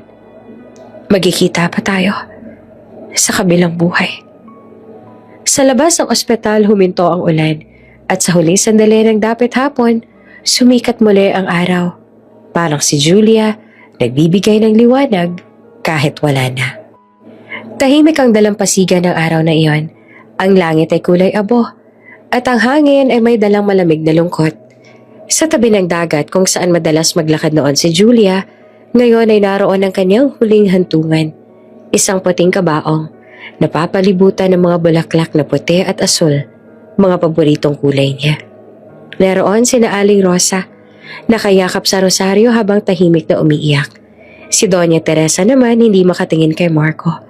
Tila ba binubura ng konsensya ang mga nagawa niya. Nasa likod si Franco, nakayuko, hawak ang sombrero niya sa dibdib, habang si Andrea naman ay lumuluha. Paulit-ulit na binubulong. Patawarin mo ako, Julia. Patawarin mo ako. Tahimik naman si Marco. Nakatayo sa tapat ng puntod. Hawak niya ang maliit na pendant na dating suot ni Julia. Tinitigan niya ito at sa bawat kisap, parang bumabalik ang mga alaala, ang mga tawa, ang mga yakap, ang mga pangako.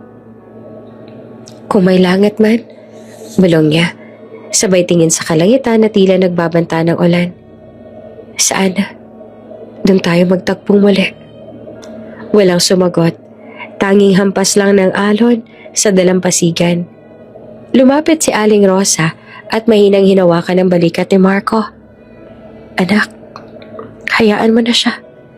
Payapa na si Julia. Tumango naman si Marco. Ngunit hindi siya kumibo. Sa halip ay lumuhod siya sa buhangin at hinawakan ng lapida na parang ayaw ng bitiwan. Pagkatapos ng libing, unti-unting nag-alisa ng mga tao. Naiwan si Marco na nag-iisa sa ilalim ng langit, na ngayon nagsisimula ng umiyak sa anyo ng ulan. Basang-basa siya, ngunit hindi niya ininda. Parang gusto niyang maramdaman ang bawat patak dahil sa bawat ulan, naaalala niya si Julia. Lumipas ang mga araw, araw-araw bumabalik siya sa puntod. Dinadala niya mga bulaklak. Minsan sariwang rosas, minsan mga seashells sa pinupulot niya sa tabing dagat. Minsan nakaupo lang siya roon na magdamag, nakatitig sa dagat hanggang mag-umaga. Ngunit habang tumatagal, napansin ng mga tao na bihira na siyang umuwi. Hindi na siya pumapasok sa trabaho. Hindi na rin kumakain ng maayos. Hindi niya matanggap. Sabi ni Doña Teresa na minsan kausap si Franco. Baka kailangan niya ng tulong. Tugon naman ni Franco na may lungkot rin sa tinig. Ngunit nung puntahan nila si Marco sa bahay, wala na siya roon. Ang kwarto niya ay tahimik. Ang mga gamit ni Julia, nakahilera pa rin sa estante. At sa mesa, may nakasulat na maikling sulat. Kapag nakita niyo ako muling tumitig sa dagat, huwag niyo akong pigilan. Doon nagsimula lahat. At doon ko rin gustong magtapos. Ilang buwan ang lumipas, wala pa rin balita. Hanggang sa isang gabi na madilim at maulan, isang truck ang mabilis na dumaan sa highway malapit sa baybayin. Isang lalaki ay naglalakad sa gitna ng kalsada, walang payong, tila walang direksyon. Sa isang iglap, isang malakas na tunog ng preno at sigaw ng gulong ang umalingaw-ngaw sa dilim. Tumilapon ang katawan ng lalaki sa gilid ng kalsada. Ang ulan ay bumuhos ng malakas, tinatabunan ng mga bakas ng dugo. Kinabukasan, natagpuan siya ng mga pulis. Basang-basa, maputla, ngunit tahimik ang mukha. Parang natutulog lang. Sa kanyang kamay, mahigpit pa rin nakapulupot ang pendant ni Julia. Lumapit si Franco sa morgue kinabukasan. Nakita niya si Marco, nakahiga, tila payapa. Kahit sa huli, sabi niya, hindi mo siya binitawan. Tahimik na umiyak si Doña Teresa na nakayuko. Hindi ko alam kung paano ko tutubusin ang mga kasalanan ko. Sumagot si Aling Rosa. Ang pagmamahal nila kahit bawal, mas totoo pa sa lahat. Ipinagdesisyon na lang ilibing si Marco sa tabi ni Julia. Magkatabi, sa parehong buhangin na minsan ay saksi ng kanilang mga tawa at pangarap. Habang inihimlay siya, biglang sumilip ang araw mula sa ulap. At ang hangin ay tila may dalang bulong. Marco, parang tinig ni Julia, mahinang lumilipad sa hangin. Salamat, natupad mo ang pangako. At sa huling sandaling iyon, dumampi ang malamig na simoy ng hangin. Sa ibabaw ng kanilang puntod, dalawang kabibe. Ang magkatabing nakapatong, iisang pendant na ngayon muling nabuo. Sa di kalayuan ang alon naman ay marahang humahampas sa hangin. At sa pagitan ng ulan at isang araw, isang bahaghari ang sumilay sa langit. Tila tanda ng pag-ibig na kahit matapos man ang lahat, hindi kailanman mawawala. Tahimik ang gabi sa dalampasigan. Walang ingay maliban sa banayad na hampas sa mga alon. At sa huni ng hangin na parang may dalang kwento ng mga alaala. Ang buwan ay bilog at maliwanag. Tinatanglawan ng buhangin na minsan ay naging saksi ng isang pag-ibig na ipinaglaban hanggang sa kamatayan. Sa tabi ng dagat, dalawang puntod ang magkatabi.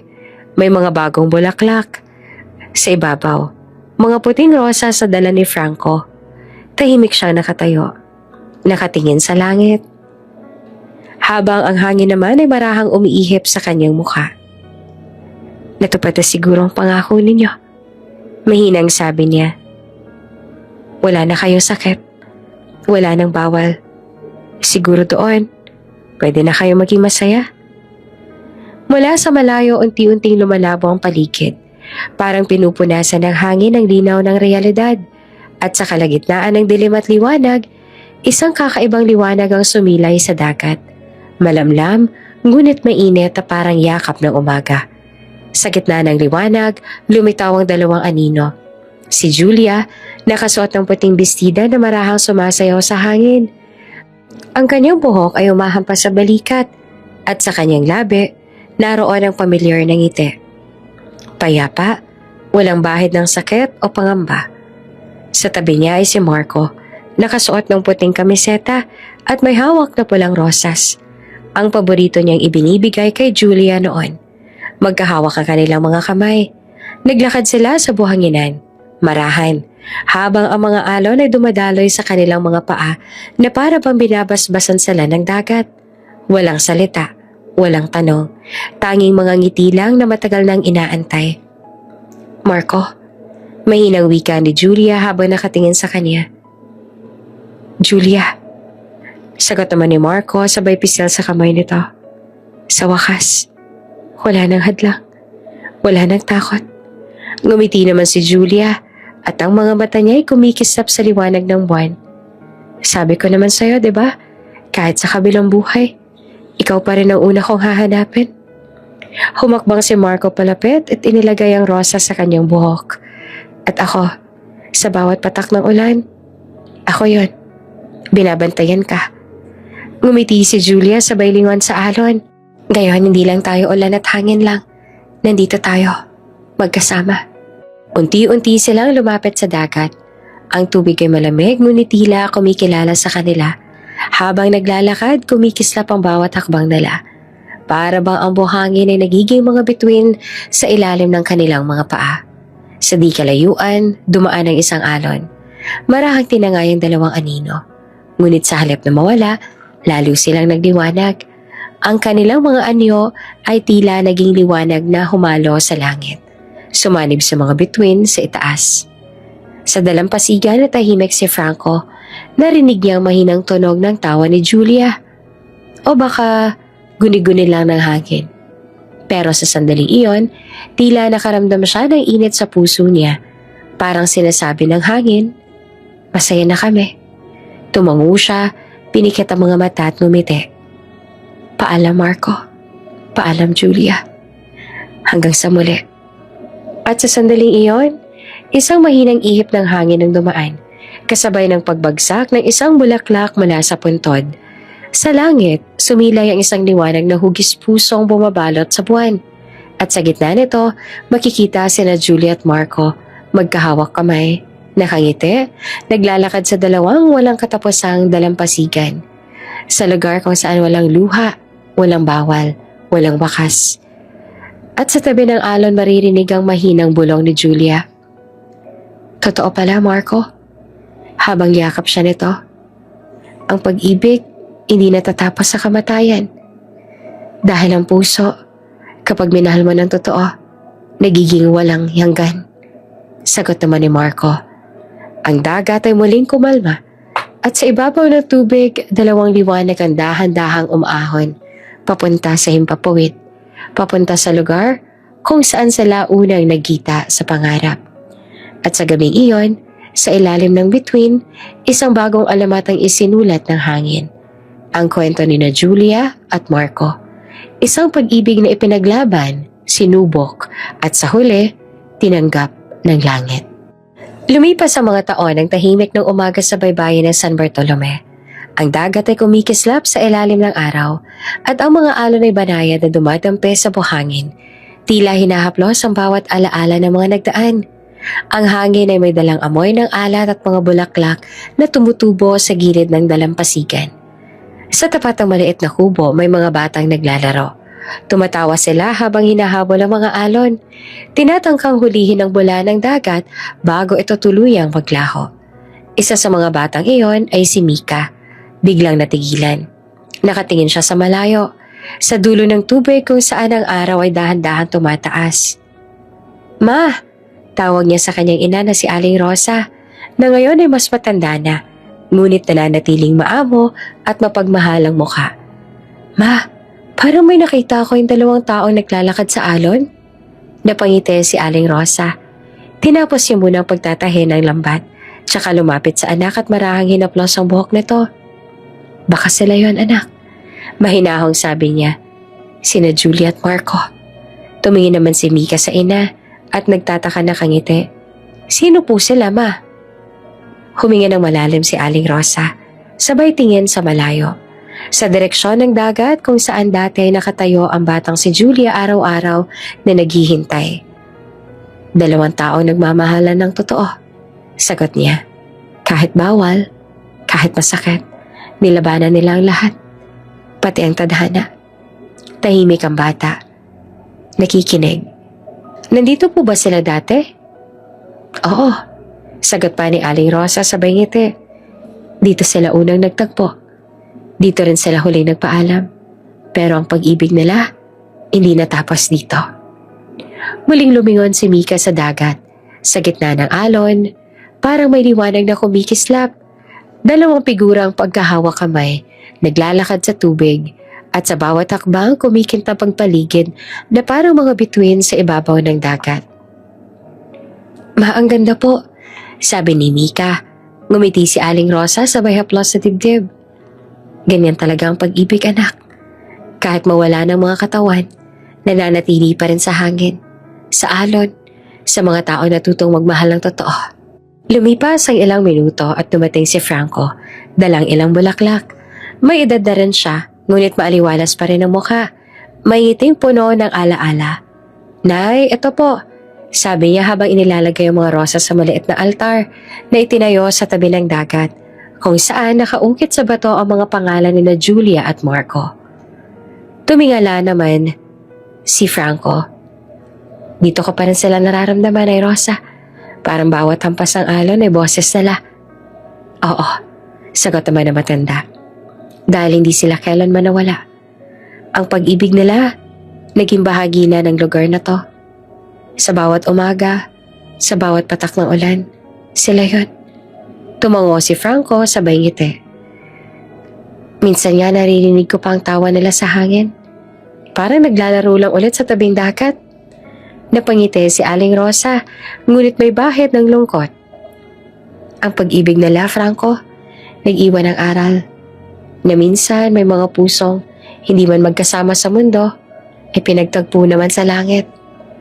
Habang nag-uusap sila, humampas ang alon ng mas malakas kesa dati. Isang bulaklak mula sa altar ang tinangay ng tubig, at sa halip na lumubog ay dahan-dahan na lumutang papalayo, tila dinadala sa gitna ng dagat. Mukhang may bumisita, sabi pa ni Franco. Ngumiti naman si Aling Rosa. Oo, siguro nga nagpapaalala lang sila na masaya na sila kung nasan man sila ngayon. Muling nagsamula ang tawanan ng mga bata sa paligid. Si Mika, nakahawak sa seashell, tumingala sa langit. Ma, gusto ko po maging katulad nila paglaki ko. Yung kahit anong mangyari, marunong magmahal ng totoo. Napangiti si Aling Rosa, napaluha ng bahagya. Basta't marunong ka magmahal ng may kabutihan, anak. Kahit saan kadalhin ng tadhana, masusumpungan mo rin ang para sa'yo. Muling tumingin si Franco sa dagat sabay bulong. Pahinga na kayo mga kaibigan. Kayo ang patunay na may pag-ibig na walang hanggan. Habang lumulubog ang araw, kumalat sa buong baybayin ang ginintoang liwanag. Sa gitna ng alon, makikitang muli ang dalawang liwanag. Magkahawak, naglalakad, nakangiti. Si Julia sa kanyang puting bestida, si Marco may hawak na roses. At habang unti-unti silang nalalamon ng liwanag ng dapit hapon, maririnig sa hangin ang mahinang bulong. Sa wakas, magkasama na kami, kung saan walang luha, walang bawal, at walang hangganan.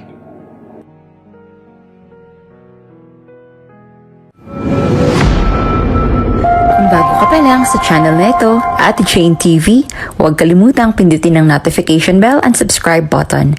Sana po hindi naman malaking abala sa inyo ang pagpindot ng subscribe button dahil ang kapalit po nito ay ang pagsuporta para makapag-produce ng mga libreng stories sa mga channels ni Ate Jane. Maraming salamat!